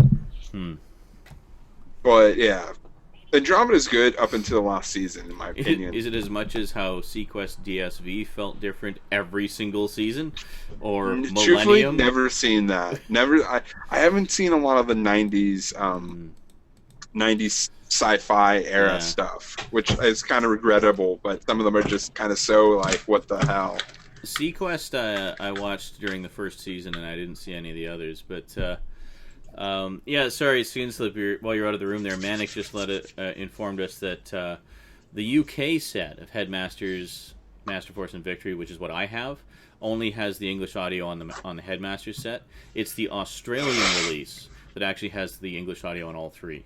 Yeah. So, And I had the Hong Kong actual official Hong Kong releases, like licensed. And the one that sent Chris, who keeps calling it a bootleg, it's a licensed set. It's got the official Transformers logo on it. the hologram that's put on the Takara.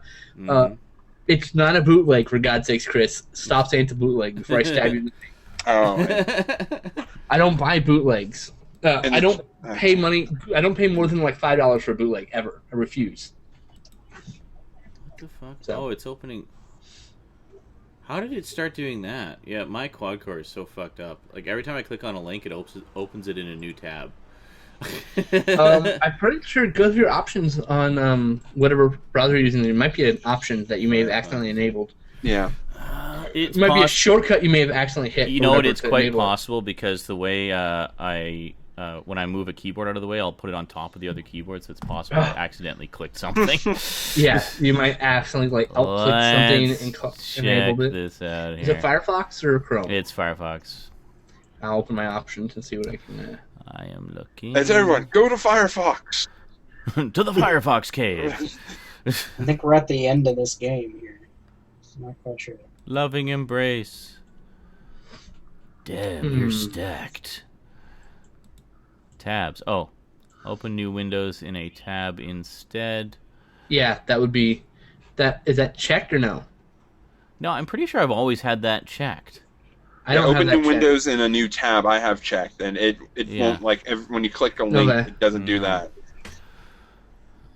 Don't load tabs until selected. No, deselect that. Load the fucking tabs.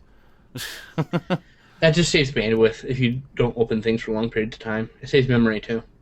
All right, I'll recheck that then. If you have a problem with memory issues, I don't have any issues. I usually have like 40-something tabs open. I'm fine. Well, my quad core does struggle a little bit if I've got Firefox open for too long.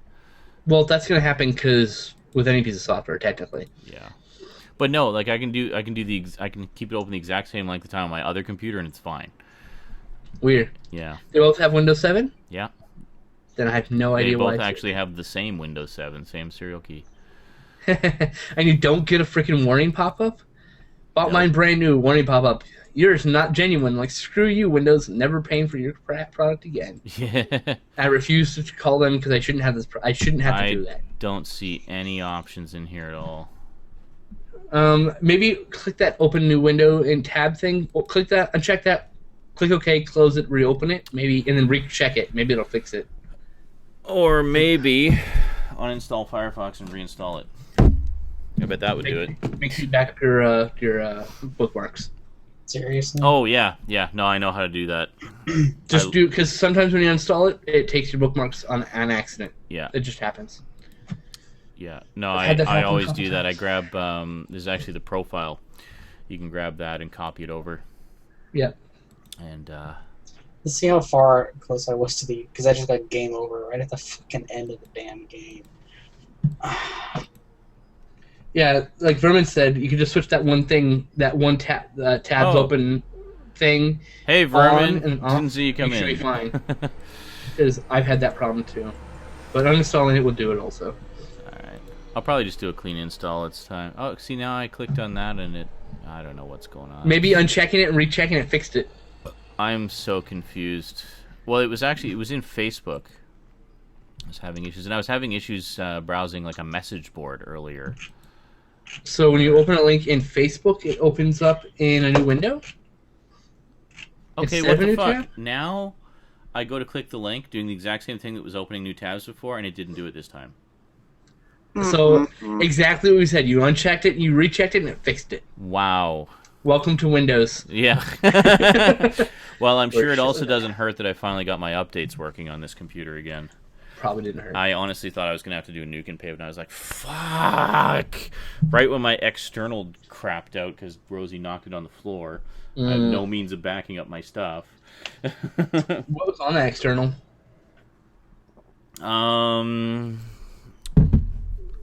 Anything you regret not backing up elsewhere? No, there was a few things. There was my old pictures folder, which has a lot of pictures from the Stickam days that I don't have copies of anywhere else. I think it has the entire 5 Awesome Studs archive. Oh God. Not just my stuff, but everybody else's stuff as well. Fortunately, I have like the stuff that I've been reposting. I already have that on another hard drive, so I at least have most of my stuff. See, Alex, Sean is a bigger digital pack rat than us. Every YouTube video he watches that he likes, he downloads. Really? Well, not every single one. Every single one. No. I swear to God. Everyone. Only ones that mention me. Oh, by the way, I'd like to publicly thank you for the 9 times you said my username during the All-Star Bat Superman thing. You Jesus. counted? No, I'm exaggerating. Yes. I'm Well, glad I hey, sent it credit to where you. credit's due, man. I mean, if it wasn't for you so heartily recommending it and thrusting the first volume into my hands, Just take it! I probably would have passed on it. But Even with my recommendation, huh? I'm glad I didn't. I'm glad that every time you're like, no, and then I send it to you, or I make you watch anyways, you're like, fine, maybe you were right. And eventually you're just going to trust me. God. No, actually, you're one of the few people whose recommendations I do trust, because we I'm like a lot of honored. the same type of shit. That makes me feel, man, I have all the feels right now.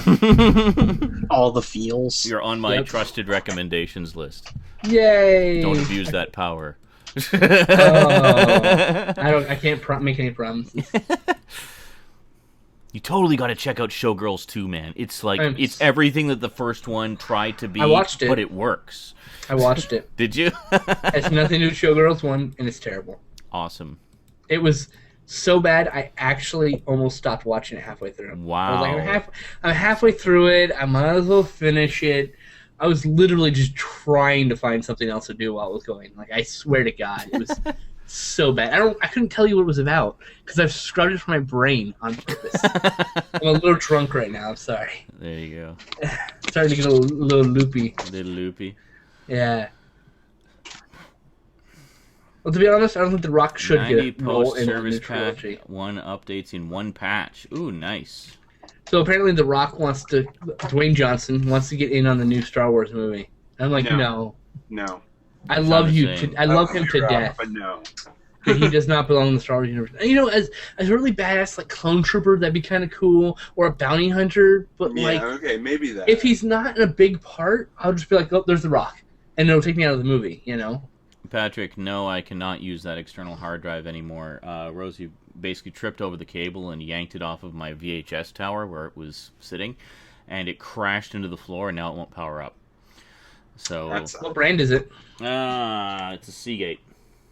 Ooh, if it 72. was a Mac store, or a Western Digital. Well, not Mac store anymore, but if it was Western Digital, you could have asked them to see if they could reseat the drive for you. Yeah. But I don't know if Seagate offers that. So basically, I mean, I'm not going to chuck it. I'm going to hold on to it because eventually I should be able to get some kind of data recovery done on it and pull the files off it. So The drive heads probably got deseated, or the discs, or the platters got might got deseated. dislodged. Yeah, Yeah, that's possible. so you might want to contact Seagate. Actually, talk to them and see how much it would cost to get them reseated. Yeah, Or like, I knocked it off, it doesn't power up. How much would it cost to get this fixed? They'll be like, well, and if it's these things, it'll cost this much. If not, you can send it in. yeah. Like, okay, what can you give me about how much? I mean, it can't be more than a couple $100. And if the data's Yeah. worth it, That's true. do it. Well, The I data's mean, if it not spares worth me, the considerable expense of having it done as a data recovery.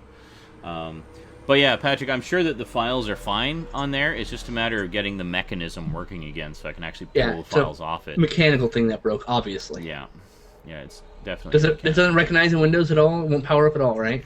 No, it powers up, but you can hear like a buzzing in the mechanism indicating that something isn't moving. Right, so that's the way it definitely should be. mechanical. Yeah, Right. no, it's absolutely a mechanical issue. Don't power that up until you have the money to get it fixed mechanically. Yeah, Because you could, the drive head could be grinded into one of the disk heads, for all you know.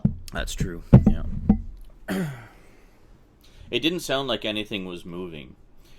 So, That's not a good sign. No. Things should be moving. no, I mean, good in that it wouldn't be doing too much damage if it was, Okay. So it might be like maybe a sector. You might lose like a video or two.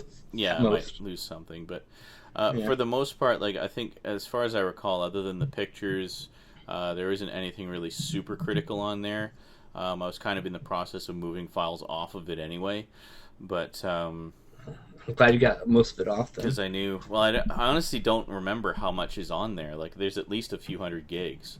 I just don't remember specifically what it is. Oh, I gotta pee again. Oh, screw you, alcohol. Ooh, that ground. Some of came my up homebrew quick. DVDs and stuff, but not ones that are irreplaceable. Ones I can make again if I need to.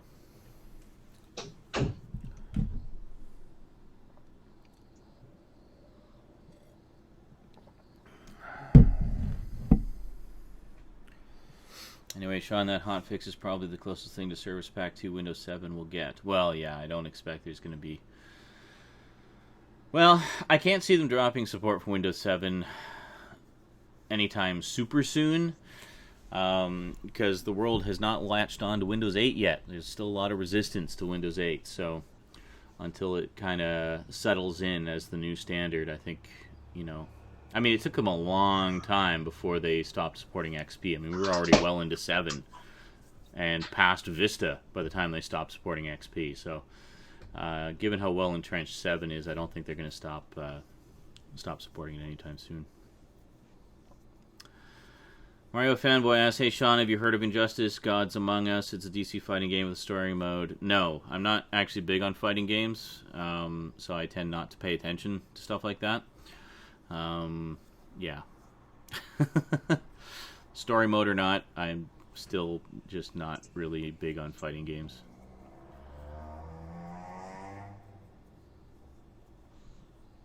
Thought I heard something. I'll be back. I want to go smoke anyway. That's the wrong pack. That's the right pack. Damn it, Alex. Turn my doors around. I did it in front of you. I know, and then I forgot about it. I hate you. It's bad enough your grandma does it. You're lucky I don't have like 9 of them up there. I had like 12 Hedora figures. Should get more so we can turn them around more. They're in boxes. I don't feel like setting them up. I'm moving So we in can like turn them around. 10, 15 days. I mean, I'm actually leaving in less than that. Up to 10 days from now, we're leaving, Alex. Oh, is it? Jeez. Yeah, it's the 15th. So that's why we have to go this week to move the rest of my stuff. I have to get the rest of my stuff. I'm tired of going to see me. Ugh. Well, I mean, the van just needs to be emptied, and then we'll be good to go. I know, and then we have to load my stuff. I have to repack my stuff. I might actually need your help with that, just moving boxes after I pack them. Because that was the big thing, is I got like 9 boxes done, and then I hurt so bad I needed to just sit down. I was like, I couldn't do it anymore. Mm. I also need to pick up the rest of those boxes from Sam's place, so. Whew. Hopefully we'll get some gas money, because the van can't make it see me currently on the amount of gas it has. I think I have $4. They're making see me on $4, right? At the gallon? Yeah, that'll make us 2 see me, but not back. Right. So that's only 15 to 20 miles, so, and that's like almost there, and we're almost on the line. So we'll get there, yeah. Getting back, maybe.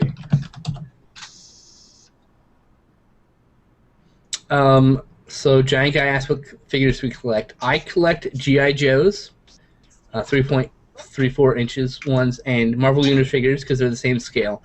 I collect 3.34 inch, 3 3/4 inch scale figures. I collect Hedora from Godzilla, and random other things I find. That's literally all I'll collect. Yeah. Some Hot Wheel.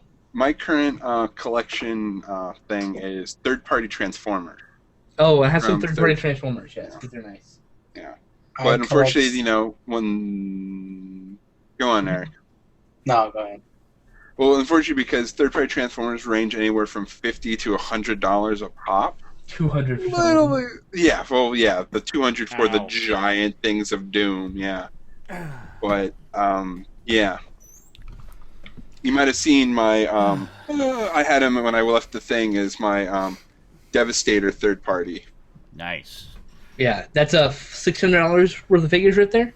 Holy crap. Currently in my hand is only 300. There's only 3 of him. He's missing his legs and his other arm. Where's the other? Where are all those parts? I think I have Because he's on my desk sitting one of on the arms. Well, the original. No, that's a third-party figure. That's made by a third-party company to resemble the original Devastator from the cartoon. I have 2 of the original Constructicons. Yeah, he has 2 sets of the third-party Devastators. 2 different companies made a Devastator. Okay. And then here, I've seen one of the sets. Yeah. I have the original Devastator with hip replacement, third-party hip replacement. Yeah. To make him not bad. Oh yeah, That's and he pretty has new hands, arms to make it better. Nice. He can't stand worth a crap, but he looks better. But he looks cool. Way better. Dropped Yeah, that's the point of the third-party figures. Just make them cool. I mean, I had third-party Insecticons. I have 2 sets of third-party Insecticons. I have the original colorations, the purple, and then I have the Sears exclusive Insect Robots coloration from the Sears before the Sears Christmas Sears set that came out before Transformers was ever released in America. The Diaclone figures that were released, and then I have the Reflector 3-piece camera, like a smaller set. And I was gonna get the bigger set, but the bigger set looks like trash, so I'm not gonna get it now. And that's all my third-party Transformers. And I have Optimus Prime Masterpiece because he's awesome. Yeah, the only things I've ever collected were I used to collect die-cast model cars when I was younger, and the only transformable anythings that I have, you guys know, is my 2 G1 Megazords from Power Rangers. There you go. Originals from 1995. Yeah, I actually want. There's a line of die-cast ones about 4 inches to 8 inches tall. I don't remember the exact scale of all the Megazords from the beginning of the series all the way to the newest one. I want to get some of those because they're the perfect size to put on a shelf, and they have decent articulation. They don't come apart. They're just in the Megazord form, but I really like them. Yeah. They're die-cast also. I have a Black Lion Voltron. It's the only lion I have, though. I never got all 5. Me either. I only have Black Lion also. But I got it ridiculously cheap. I think it was like $10. It was in a clearance bin. And I was particularly interested in Black Lion because, obviously, I mean, it's the whole body and head of Voltron. It's the core. Plus, it came with the blazing sword.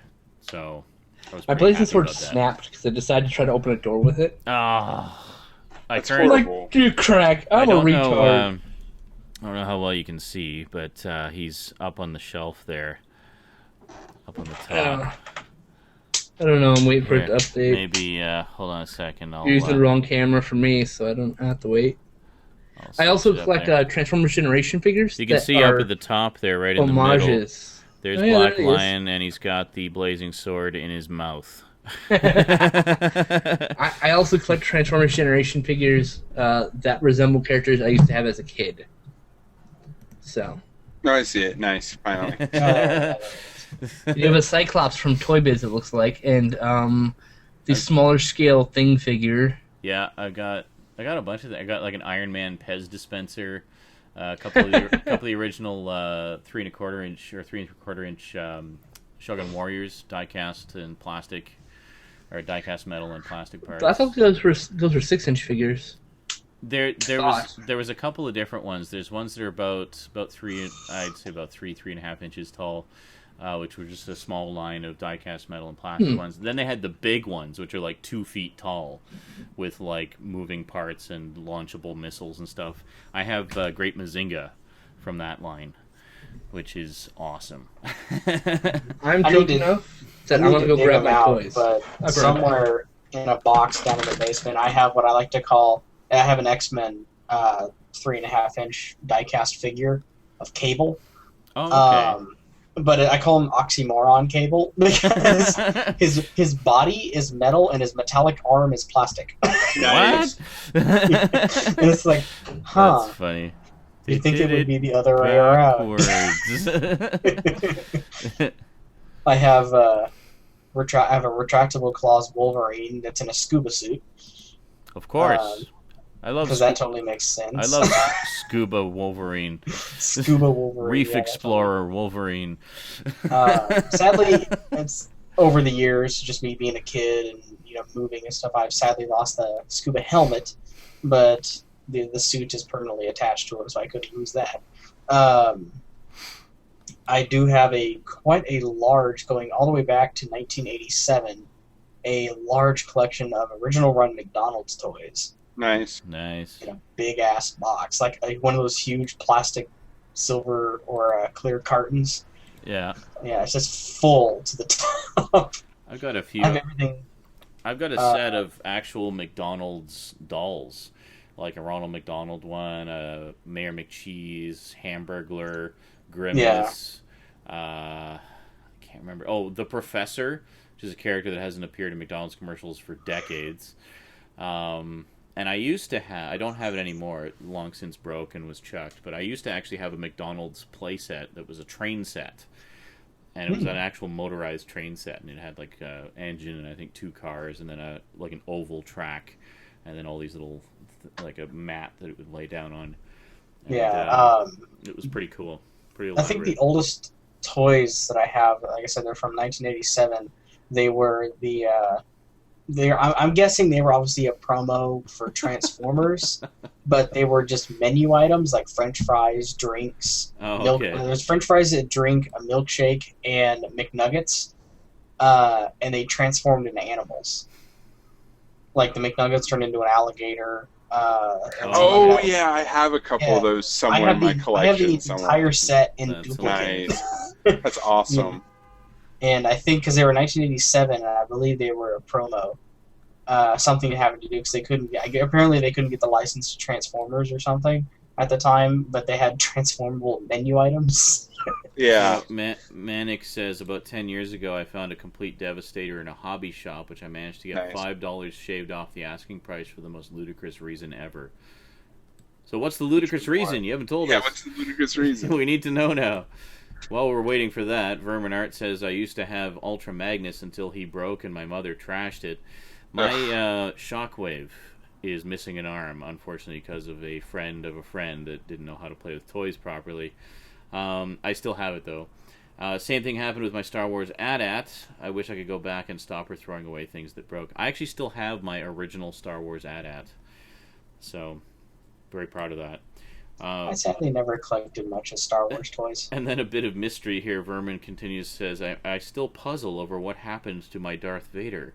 I was playing with it, and he decided to hide away in the leg hole of the Falcon. I stuck him inside the hole of the extendable leg of the Falcon, and I never saw him ever again. Apparently that was a wormhole into another dimension. Giant Guy says, I do have that Isaac Clarke figure, yes. Have I ever thought, and asks, have I ever thought of collecting movie figures to go on the shelves with the movie collection? That's a possibility. The thing for me is, as much as I do enjoy action figures, especially the nice, display piece ones, like I have a Spawn one there that's really cool, and I have a couple Star Wars ones I keep in the box, because they're nice display pieces. They're not really toys per se, they're more for display purposes.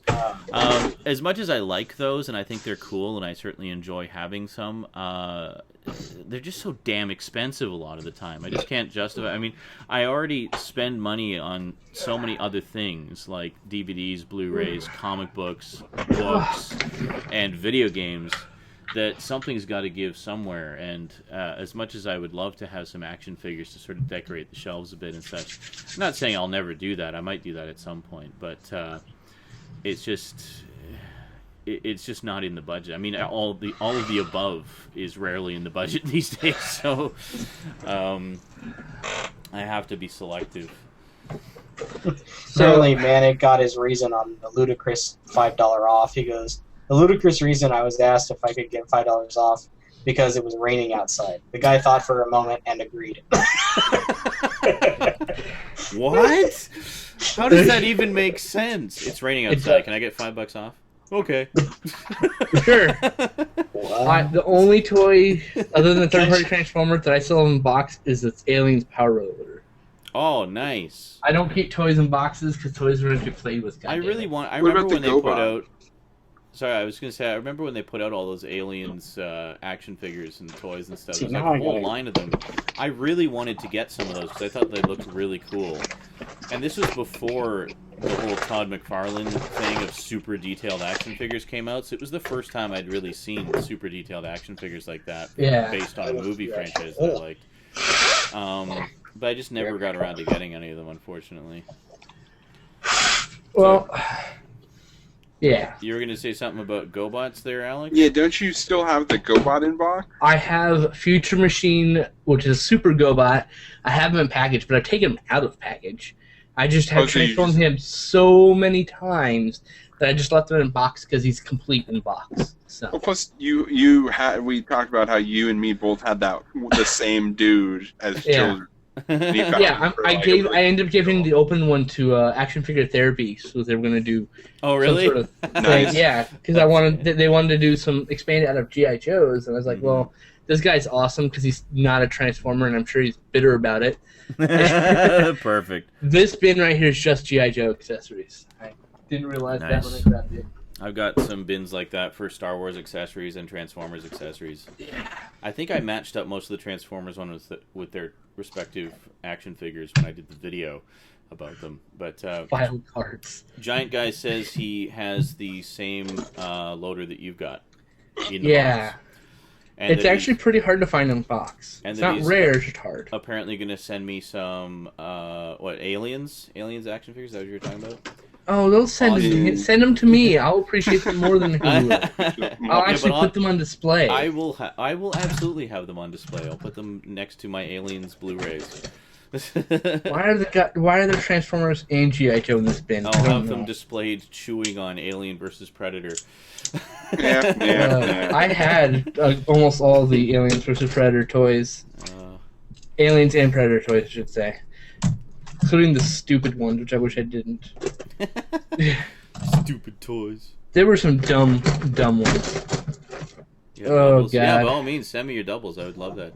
I'll take your other doubles. That's what a lot of triples. A lot of viewers have done is they've either sent me DVDs that they've upgraded to Blu-ray, or sent me, like, I got a lot of collector cards and stuff that they had doubles of, so they just send me all their doubles. And yeah.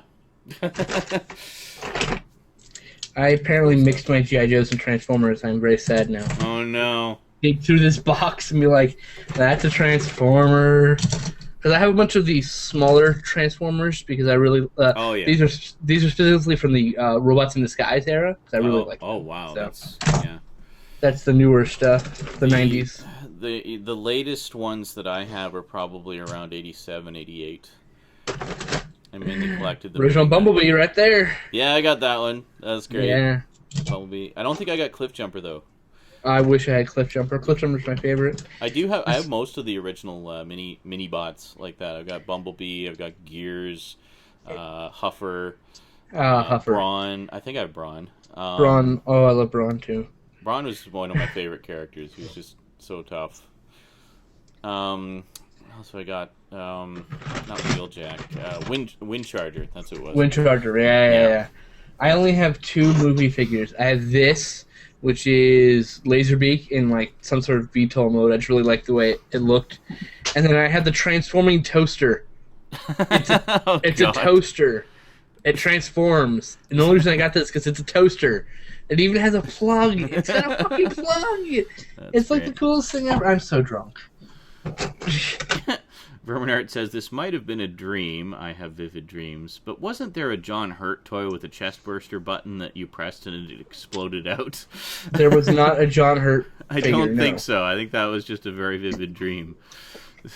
If not, there should be, because that might be the most awesome, gruesome toy ever. I would buy that toy in a heartbeat. I actually had a model kit of the original Alien, like 1979 Alien, that came out in, I guess, 1979, 1980. And it was an actual proper model kit, glue-together thing. Really detailed. I was obviously too young to see the movie, but I really liked the alien design. And it even had like a clear top on the head, so you could see the inner workings of the head and stuff. And that's cool. It was, and the tongue would extend and retract, like the inner mouth teeth thing. Really cool. I had it as a display piece on my shelf for a very long time. Wasn't in the greatest of condition. It was a little rough around the edges, but I didn't care. Who cares? It just looked cool, Yeah. and it was notable, and I'm sure it would be a huge collector's item now. It actually is, yes. But my mom secretly threw it away one day when I was at school because she thought it was ugly. That bitch. Yeah, moms of old did that. My father has stories of how like all of his 12-inch GI Joes disappeared because they weren't in his. They were like out and about in his room. That's a fucking shame. They're worth money. The funny thing is, my mom is a huge collector of toys and stuff now. She's actually got a bigger Star Wars collection than I do. Really? Mom's awesome again. And then, when I started collecting comic books and such, just a few years later, she got, and some of the, Transformers and stuff like that, she got more respect for my toys and collections and such, and she left them alone. In particular because she was reminded of something that her mother did to her brother. Her brother... You gotta remember, this is back in like the 50s and 60s when they were growing up. Right. Her brother was a big collector of comic books in the 50s and 60s. Oh, you mean the part where they're $200 issues just for a random issue? Yeah. Yeah. He apparently had boxes and boxes and boxes of comics from that era. That This is going to cause me nightmares, isn't he it? bought with his, allowance and whatnot. And my mom would occasionally, she wasn't allowed to touch them because they were his, but she said, I totally would sneak in and read some here and there. And I said, so what kind of stuff did he have? She was like, old Batman comics and Superman comics. Flash And I was 181. like, just an oh end my horribly god, now. like, Just those would all be worth so much money right now. And she said basically, his mom went and threw them all away one day because it's like, well, you're too old for comics. It's like, well, you're too old for comics. So while Skinslip is peeing, I figured I'd show off some stuff. I do not collect Magic cards, Brian. I've never been big into the collectible card games. Really, the only one I have is the original Jihad starter deck from Vampire the Masquerade, and the only reason I picked that up was because I was basically collecting a whole bunch of different things for Vampire the Masquerade because I liked the lore of it, but I didn't even really play the role-playing game of it that much. I liked the stories, and I got the cards mainly for the artwork. It's nice art on it. Yeah, it did. Yeah, it was. And it's also actually a pretty good game too. Yeah, that's what I've heard. The only problem with it, in my opinion, is it requires I think 4 is the sweet spot for players. Skin would know better because he's a huge player of the game and he plays most of the collectible card game. I really enjoyed the like a lot of the novels that they published based on Vampire the Masquerade. I just thought it was a really interesting world that it was set in. And they got actually some really good up and coming horror authors to do the books. A lot of independent authors and whatnot, and first timers and stuff like that. And there was just some really good books. So I collected a bunch of those. And yeah. And of course the short-lived TV series Kindred the Embraced. I have the DVD set of that. Nice. Romanard says, my brother was so lucky to manage to keep all his Dread comics. He has pretty much all of them up until about 2001, including the first issue of 2000 AD. Wow. That's pretty awesome. And hold on a second. Garbage Gamer is holding up a Telstar Alpha, which boasts 4 video games. And 4 video games, and what is it? 3 electronic game sounds. Whoa. 3 sounds? Wow. That's amazing. Yeah. Oh, the Telstar. I had one of those. Did you? This is the Telstar. Yes. Not only do I just not have the box, it is in its original box with the original manual. It still has the foam in the bottom of the box. Nice. Oh, the foam is the hard part to find. And it works. I've got the ColecoVision and the Atari 2600 expansion module, and I've got the original box and foam for both of those. 1977. I remember seeing the video about that. That's when this came out. I remember you saying specifically, "Oh fuck you" and your original foam. Yeah, that's the hardest hard to find. Everyone throws the foam away. Some people still keep the boxes, but almost everyone threw away the foam. See, I would keep the foam because if I moved, it makes perfect packing for it. You know. Exactly. Yeah, but here you go. Yeah. Oh god, I'm dropping things. Oh, there we go. Oh look, a Megazord. There That's we go. awesome. Mine's There in the he is. garage. Why don't you have the Ultrazord, man? Pretty awesome, yeah. Hold on. Please tell me you have Who it. says he doesn't? I have the You got that one. movie. That's not the Ultrazord. No, it's not the Ultra. I didn't get everything when I was a kid. These That were one my looks two- like a blatant Voltron ripoff. It's all It like, isn't. lions or The only wolves thing or I'm- something. The only thing I'm missing is the hand piece for the head over here. Wow. I don't know what happened to it. It lost in the move. That Yeah. series from that that Power Rangers came from, I think 86, 87. I think footage from that one it came from. So What, 86, this one? 87, yeah, the no, the this Japanese, the Japanese. I Gold hate to break Line it is to you. from like 83, 84. This is from the late '90s movie, Oh, well, there you go. Secret of the Ooze. Which was Power Rangers Zero, which was from like the late 80s. Japan. I'm sure because it was all Well, like. it doesn't matter. Gold old- Line was the early 80s, so Right. there you go. No, I'm talking about My point. the action sequences. Yeah, oh, and no, I know, the fight scenes were all like CG. In Right, That. but if you look at the TV show, which has the same freaking Megazord in it, Well, yeah, I'm not saying that the Megazord. I'm saying this model one that I made was a promotion from the movie. I don't actually know what this Insane. argument is about. I'm confused. I don't. He's Don't worry about it. He's talking about Power Rangers Zeo, which was an 80s series which used the Ninja Megazord, which is what Oh. that is. Oh, okay. Right, And I'm some telling of the you, original Ninja Megazord series. in the American series was introduced. Wait a minute, what Quote, were we unquote. saying about, glad this wasn't on Stickam because people are showing all their shit on camera all the time? And I'm not sure. I'm what are we just doing? This all I is had- organized showing, though. Sean, Oh. look at my big guy in Rusty the Boy Robot. Oh my god. Yes, this is. Actually, Yeah, I think the in battery Skin still works. Self-Defense, Nice. this is showing stuff in context to the conversation. Well, Correct. Okay, fair enough. Instead of just, us being here and then Joker Wait, Tech wait. says, holding up freaking 90s Muppet kids, movies the go to entire time. war. Hold on. First he missed. Deploy. He missed. All systems at maximum. That's awesome. It's nice, still too. For the love of Mike. Oh, nice, yes. Arguing Joker over Tech stuff. said it wrong at first, saying 90 kids go to war. 90 kids. 90s kids, not 90 kids.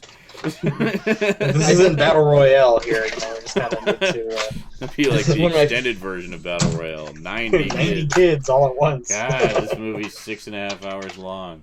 Yeah. Battle Royale, Just this die is already, everybody. This The is my sequel, favorite Children suit of Massacre. Iron Man armor. The Ditko armor. The disco armor? Ditko. Ditko armor. Ditko. Steve The Ditko. pointy head. You know the what one my that- introduction to Steve Ditko was? What? Rom Space Knight. Rom Space Knight was awesome. He actually drew I the love last the 10 joke. issues of Rom Space Rom Knight. Taking Space over Knight from, versus- Sal Buscema. I don't know if you saw that episode of Robot Chicken where they're talking about Rom Space Knight. He goes, Rom Space Knight versus a man with a giant magnet. Oh, God. He's like, come here. He's like, no. He goes, come over here. And he like zaps his gun over to the magnet. He goes, come get your gun. He goes, it's on the end of the magnet. It's like making fun of him the entire time. Oh, Brian asks, is Kindred TV show still in print? The DVD? No. It's actually Not for like 5 years now. Yeah, it's been out of print for a while. I lucked out. I actually grabbed it for like $20 and then sold it and then grabbed it for $20 again and have kept it ever since. Prior to that, I actually had it on VHS. I've actually bought that 3 times over the years. I wish And I'd bought it just once. Yeah. It's And it good. goes We'll have to 90 deal it kids one night. enter. It's only 8 episodes. 90 kids enter, 1 adult leaves. Yeah, I'm looking at all these Transformers. I collect Generations figures, which are like, this is Jazz. This is a newer version of Jazz. I had the original Jazz. Well, I did too, but it's not the point. Yeah. Like, it's made using more realistic models, but with the definite homages, Blur. Yeah. You know, things like that, you know. Blur. John. And my favorite part is this. In robot form, they looked fairly like close. Like, yeah, right? Yeah. But this is actually an SUV. This isn't, he's not a telescope. What? Or a microscope. But he has a microscope mode. That is clearly Perceptor. Yes. That He is has a an awesome microscope Perceptor. mode. Microscope mode isn't that good, but No, it but works. he does have a microscope mode, but his original vehicle mode is, or in this version, is SUV, because he just blends in well with the rest of the characters, because they're all Autobots. But he looks like the freaking, like, Perceptor, or, you know. Looks like him right out of the show, yeah. Exactly. I remember that was something my friends and I, even as kids, commented on all the time, is that how they always looked different in the show than they did in the toys. Yeah. Yeah. You know? That's a big thing. In robot mode, the figures are supposed to look more like they did in the show. Yeah. Or in vehicle mode, they're more updated. The comic, however, at least the first few issues of the comic, they looked almost identical to the toys. First 4 issues for sure. I think they started deviating slowly after that. I don't remember. They did, yeah. No, the original miniseries, they kept it pretty accurate, and then they went more with the show designs. Just an FYI, if I randomly leave, probably because my power went out, because for some odd reason, the local weather around here is deciding to act like spring for once. Oh. I just saw lightning and I heard thunder, so... Since, that makes sense, since 2 days ago we had 3 inches of snow on the ground. Oh, excellent. And we're Welcome to the expected to have Midwest. flurries. Yes. Thanks. 13 years late for that. Look at my screen. What is that? I can't tell. Is that the Ultra Zord? Yep. That Is that with the Dragon Zord on top? Yep. You had that? bastard. Yeah. I had the Dragon Zord. That's all I had, actually, as a kid. Actually, screw you both, because Skin Sub, you could walk into the other room and fondle that thing. I know. Yeah. I can I'm going only... to as soon as I'm done putting these Transformers away. I can only dream from afar. Do you have the complete Dragon Zord with you? Oh, the head moves! There we go. Damn it! Oh, look at Eric that. just lost all his What's shit. that huge erection coming out of the front of him? That was He's the riding Ultra the Zord. white Ultra Zord, Ultrasaurus Brontosaurus. robot that became a vehicle for them. Oh my god, it's a talking penis. Sure. Talking penis, yes. Well, look at it. It's like, I don't I am want to talking erect penis. and I will destroy you. That is so cool that it even has, My like, penis is roaring at you. that, like the I'm rain. Yeah, I'm missing one piece. It's for the Dragon Zord secondary mode, because he has the stand for his weapon, because the chest piece and his tail of the Dragon Zord become his weapon. But there was a little connector piece that, as a kid, I lost, because you Everyone can't lost technically hold. So I think that's the only thing I'm missing, because I have the sword and this and the mammoth head. Oh, yeah. But I'm missing Sword. that one piece, so eventually I'll get around to, Is that your getting that. Zord sword as well, Eric? Yes. I also have the... it comes obviously attached to the Mastodon, to the Mastodon shield. Yep. Oh, there you go. That also goes yoink. Wow. So many phalloci in the world of Power Rangers. Oh yeah, if you look at the hands of the Megazord, it looks like he can easily give a hand job. Well, there you go. So it's just like, it's like, oh yeah, bundle that I like big story. the head design on that. It's very old school Super Robot. Oh yeah, yeah. With the It's very cumbersome. the horn helmet thing, almost like Vanguard Ace. Yeah, you can I don't know hold if the you know that horns one. back. Oh, there you go. Oh, that's interesting. That's how it all snaps on.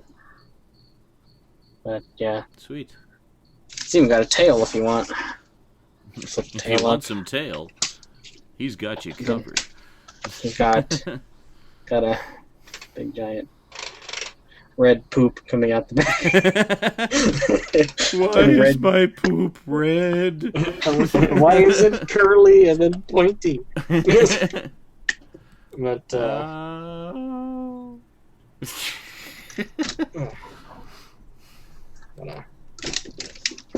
so it's very cumbersome.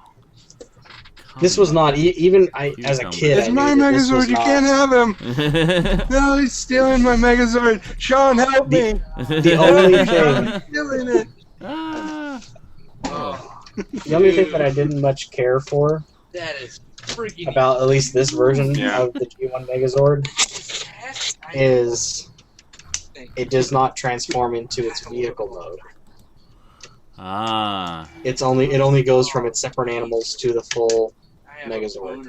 There is a attack tank mode that they go in, and then the Megazord is actually the last resort. Skin Slip is trying not to jizz all over his friend here. Yeah, pretty much. Is that picking up on my mic? Yeah, barely. Heard something about Skin Slip having a raging boner. Yeah, he is. always wanted to own this. You have no idea. Which is. Alright. He's gonna go with the thing. But there is one thing you have to admit, Sean. Yeah. The theme song is pretty fucking rocking. Shit for headphones, go. Go Power Rangers.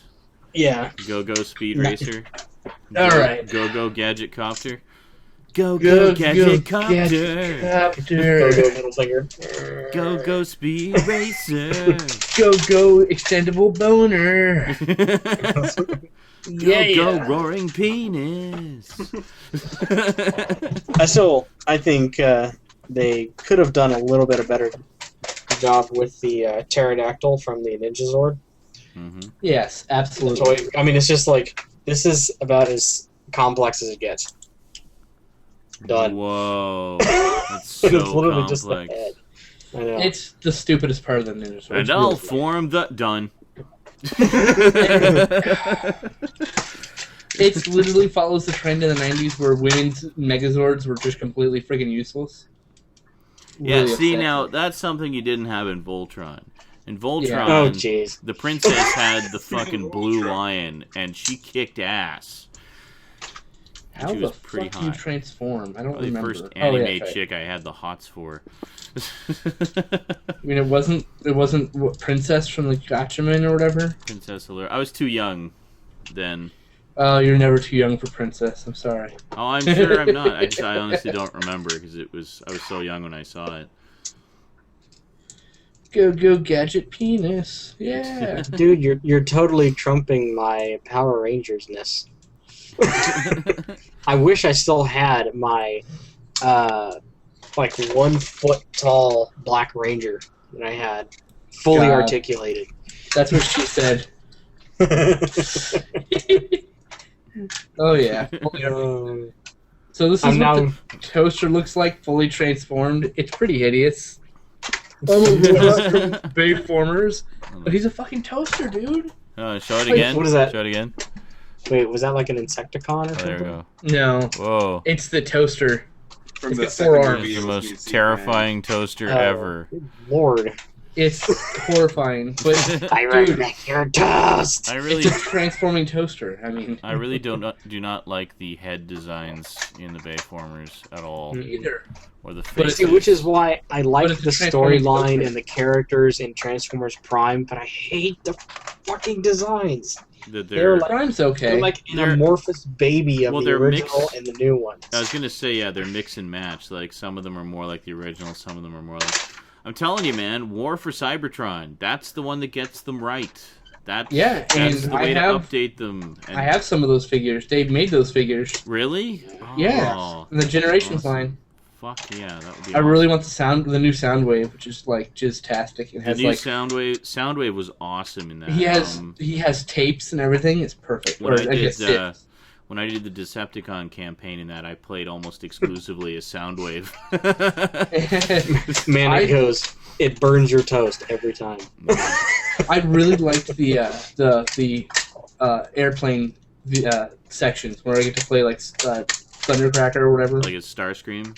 Yeah, so you can play the jets. I really like that sequence. That was really cool. Yeah, it was pretty I cool. really want to play Fall of Cybertron because you get to play as there's a lot more flying scenes, even helicopter scenes, which I think is awesome. Yep, because you play as part of Bruticus or whatever. Yeah. How does this transform Nice. back into Yeah, I Force really need to get Fall of Cybertron. I haven't played it. I loved War for Cybertron, and I was really late to the party to that one too. Yeah, I bought that day one actually. For me, what I did when I first played through it, I muted the in-game music, and I just played the 87 soundtrack. There you go. 86 soundtrack, As I yeah. played through, I beat the Yeah. entire game listening to nothing but the Yes, 87 I'm still soundtrack there. on a loop. You got the touch, It was fucking amazing. That would be pretty awesome. Verminart says Fall is better than War. I thought. Wow. Well, that's Well, yeah, a lot of people say that. that's saying Fall a lot has a lot because more War to was it. pretty awesome. You should replay that live on cam. One of the big I wouldn't mind doing things that they- actually. It's that whole game is like a Transformers G1 fan's wet dream. I know. Yeah, I it played totally it is. halfway through it. Yeah. I never finished it actually. Oh, Oh, it gets I crazy finished it. intense towards the end. I finished. Holy Alex now owns it. crap. He owns my copy actually. Which one are you talking about? Yeah, you, Garbage yeah. Gamer? War. Yeah. Oh, sorry. Yeah, the end of War. It does. Like the last couple of battles. I did the. I actually did the Autobot campaign first.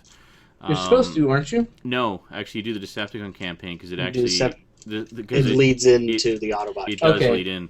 I don't remember. It's been a while. You I haven't can played you can since play day it one. either way, and then the Decepticon campaign plays out like a prequel. But But whatever I did, I only played it for day one. I never played it after that. oh, okay. Night, Patrick. No, some of the like the ending boss fights of both campaigns are just crazily Crazy. intense, and Yeah, I played a lot of the fun online multiplayer very because challenging. I really All right, like Night the online Patrick. multiplayer. Night Pat. One of the cool things I think from what I've seen, at least, of Fall of Cybertron, is the big emphasis on introducing new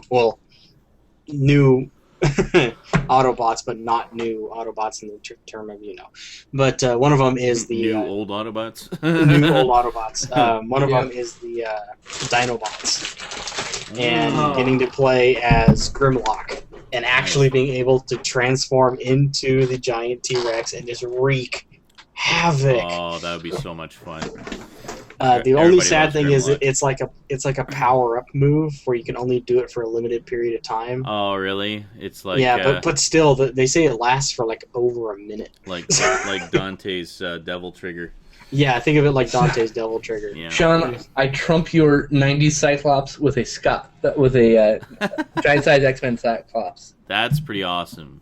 Yeah. That is pretty awesome. I just found him randomly. Like, hey, he's not supposed to be in here. Yeah, mine is. Yeah, just looking at it, mine is the 90s. Go get Here's it. the Jim Lee design. Mine's the Chris Claremont design. Yeah, John Byrne. That's a robot chicken joke. Dave right Cockrum, excuse me. Dave Cockrum. That's right. He's from Giant Size. I'm trying to remember who was the artist when I want to say John Buscema. I think it was John Yeah, it's Buscema. probably Buscema. Yeah. I remember there was the two pretty good run. Buscemas that were really big in that era. There was Sal Buscema and there was John Buscema. Were they actually related? I don't know, but I I remember never found out. Sal Buscema I really liked. He had a very unique style that I thought was very reminiscent of Kirby. Oh, yeah. And I remember I saw a lot of his, like a lot of my favorite comics in that era were drawn by him. I mean, there was Rom Space Knight, which he drew almost the entire series until Steve Ditko took over for the last 10 issues, as I mentioned earlier. That's before Ditko went to DC, in fact. And he also did... He's the younger brother of John. Sal Yes. Buscema also had a really long run on the Incredible Hulk, which was really good. And he also drew the Eternals 12-issue miniseries, which I actually really enjoyed. The new gaming one? Or No, the, this was the 80s one. It was like a 1985 12-part miniseries. It was basically the first time they tried to revive the characters. I didn't know at the time that it was actually an updated, like sort of a sequel to the old 70s series. I didn't even know there was one. And then I found it later and got my hands on a few issues. But Nightcrawler. yeah, great stuff. Yeah. That's like Yeah, the so one. Sal- Buscema's. So Sal Buscema is the younger brother of John Buscema. Oh, okay. Really? I always thought it was the other way around. I always thought Sal was the older one for some reason. I don't know why. I just dropped some weapon. What the hell did it drop? But, yeah, I think it was John Buscema was drawing X-Men. Tom Orzechowski was lettering it. I always remembered that because he has a very distinctive lettering style. And very easy to read. I really found his lettering style very comfortable and easy to read. Comic Craft designed one of the fonts after him, actually. Did they? That's awesome. And then, of course, Chris Claremont was writing. And... one of the greatest writers of that ever. Joker Tech absolutely. He the chat here did some great says, stuff. did anyone else see the declassified concept art for the real Argo mission that was drawn by Jack Kirby? No, I would love to see that. No. Because Jack Kirby's actually in Argo. Well, someone playing him, obviously, since he's been dead for like a decade. Comics will break your heart, kid. Yeah. One of the most famous lines Kirby ever spoke about anybody. Nighthawk asks Sean, what was the most difficult comic series to completely collect? Like for me personally, well, those would be ones that I'm still trying to complete. Actually, I would say probably there's a lot that took me a while to collect. Like ROM Space Knight is actually one I'm happy to say I have the complete run of, including crossover issues and annuals. That took a while, but it wasn't really difficult because they were pretty widely available. Trying to get a complete run of all the Marvel Epic comics. Got a pretty good chunk including of them. Dreadstar? I actually have all of Dreadstar, including the post-Epic ones from First and one other publisher. I just have all the Epic and a little bit of First. I've got all the Epic ones. I think I'm only missing the... No, actually, I've got all the comics and the graphic novels. I'm only missing some Epic illustrated issues with some of the early chapters of the Metamorphosis Odyssey. Right. But I've got some of them. I've got most of them in their original issues. Obviously, getting all the Epic illustrated issues is part of wanting to get the complete set. Right. And there aren't that many. There's only like 39 issues, I think, of Epic Illustrated. Some of them are just hard to find. Yeah. Not necessarily rare, it's just hard to find. You know? It is. And it's really good. I really enjoyed that comic a lot. Like there's some really good short stories. Basically, Marvel's answer to heavy metal. Savage Sword of Conan was the hardest one for me to complete on money-wise. But I'd say the hardest one that I've been working on for ages, but not really consistently, though it's kind of been an on-again, off-again thing, is trying to get Mike Grell's complete run of Green Arrow, which is one that I really want to get all of, because I really like that interpretation of the character. And I think it's very underrated, actually. I know this is kind of off topic, but I know it's something right up Skinslip's alley. I don't know if you know about this as well, but I discovered this many years ago, actually. Many moons ago. Yes, Brian, read Sandman. Sandman is awesome. You need to read it. There is a script that was written for Resident Evil that was written by George A. Romero. Yep. Oh, yeah? I have a copy of it, actually. You have a copy of it? Yeah, it was leaked on the internet years ago. Yeah, I still have, I think I saw the link to the website on where it was posted. And no, I'm sorry, Joker Tech, you can't post links in the chat. The hardest comic for me to collect was Savage Sword of Conan, because there's a bunch of issues that are like $30. Yeah. And the first issue's really expensive, and that one, I saved up for like 9 months of allowance when I was in high school to buy that one. Really? It took so long. That's awesome. Yeah. Yeah, as far as the Conan ones go, I'm just contenting myself with the Dark Horse reprints. Way cheaper, way easier to get. Yeah, and at the time there were no reprints. There was no reprints on wasn't. Horizon, so I mean, this was in high school. This was a decade ago, you know? Yeah. No, I know it was... Hardest one for me to collect was all of the Onslaught arc. Oh, God. That was the only thing the reason it was hard was trying to find everything that tied in, because there's no official list at the time. Hey, Cash. How's it going, man? Cash Black just walked in and says, hey, gang, you can start now. I'm here. Yeah, see... okay. Now the real chat can begin. The thing with Savage Sword is like 234 issues, and like half those issues are $10 issues. Mm-hmm. And as a teenager growing up with only an allowance, not having a job, Yeah. that shit's hard to collect. Well, that was most of my collection came from allowance, and then the first few years I was on my own, filling in the gaps in some sets. Well, you got on your own earlier than I did. I actually really lucked out with Dreadstar, speaking of which. I found there was a comic store that had almost every issue of it in their clearance bin. So I got like a huge stack of the post-Epic issues from the clearance bins. Nice. And then I've gotten a few issues from the clearance bin. a few of the early Epic ones I needed to track down, and there was a couple issues missing that I eventually did track down. But what was I going to say? Giant Guy asks, Sean, what's the most you've ever paid for a single comic issue? Nothing as exorbitant as Skin Slip's Savage Sword story. I think the most I ever paid was maybe about $30, 25, $30 for the Adventure into Fear number 19, which was the first appearance of Howard the Duck. Because I'm a big fan of the original Howard the Duck comics, because they were fucking brilliant. My niece the other day I was showing her my DVD collection, and she pointed to Howard the Duck. She goes, "Oh, look, a duck!" And I go, "No." Oh yeah, no, definitely not a kids movie. Although I see it in the kids section all the time, like, ugh, people, no. But yeah, no, the original. Even if you know, a lot of people hear Howard the Duck, they think of the movie, obviously, because it's the biggest exposure for the character. But the original comics written by Steve Gerber were fucking brilliant. It was basically full of social satire and pathos and just really, really well-written stuff, and just a biting, sharp commentary on society at the time and pop culture and everything like that. It was just really, really genuinely brilliant, hilarious, laugh-out-loud funny stuff.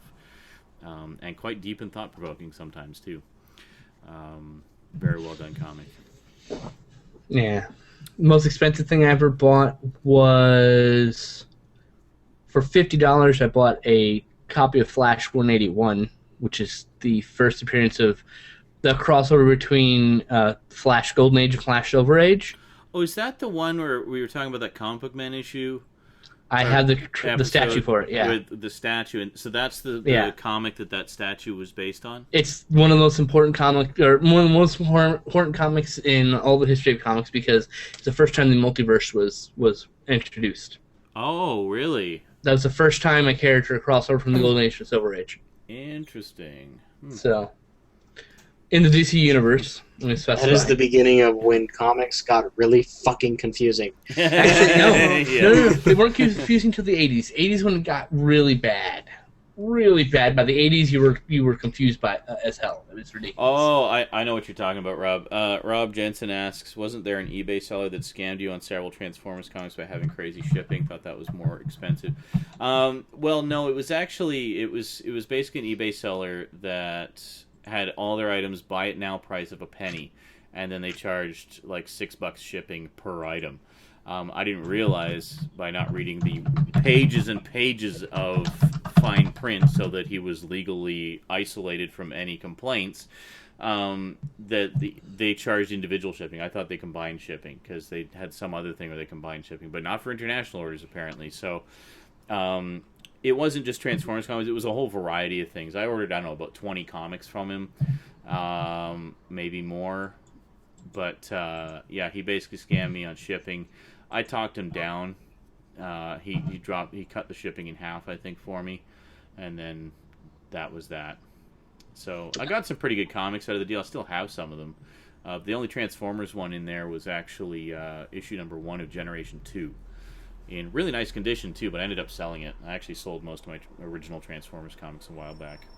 Corrections, Flash 123, not 181. 123. I don't know why I think 181. I was like, that's not right. No, that's not right. Regarding the Howard the Duck movie, I think the first half of the movie is really good, because the first half of the movie is mostly just him trying to cope with the craziness of our world, and that's very much like what went on in the comics. The problem was the comics would kind of have, the duck puns and whatnot spaced out over the entire length of the series. It wouldn't be, but in the movie, it's like they took every single quack this and duck that pun from the entire run of the series and crammed it all into the first 20 minutes of the movie. So it's just like this barrage of cheesy puns, and it's just overload. But Duck tits. there are moments in the movie that I think capture the spirit of the comic quite nicely, but overall, yeah, it's definitely I not the love best the movie for its adaptation own movie. thing. Yeah, oh no, it's one of my all-time favorite 80s movies without question. It's not Howard the Duck. It's got the spirit of Howard the Duck, and that's about it. I like It's a- I like the characterization of Howard. Exactly. I think Howard is done very well in it, in terms of his attitude and how he relates to the Toots. characters and stuff. Babe. Yeah, the problem with it was just the story. Basically, they just didn't do a story that really captured the essence of the comics properly, which is unfortunate because there's a tremendous potential there to do a great movie and have all that same thing. Like actually, Steve Gerber, shortly before he passed away, finally reconciled with Marvel after having tiffs with them for years. But finally reconciled with them and actually did a new Howard the Duck 6-issue miniseries for their Max line. So it was their adult So line. good too. And it was brilliant, and it was a return to form for the character for the first time in like 20 years to show like this is the real Howard. I mean, this is how good it can be. And again, just like the old it was really just like the old comics, just brought up to date.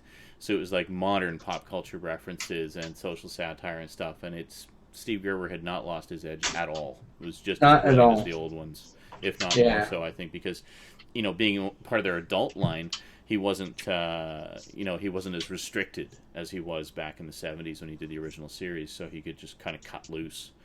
And it was fucking awesome. And then sadly he passed away a couple of years later. Yeah. So that's the last we'll ever see of Howard by its original creator. He wasn't that old either. He was only like in his 50s.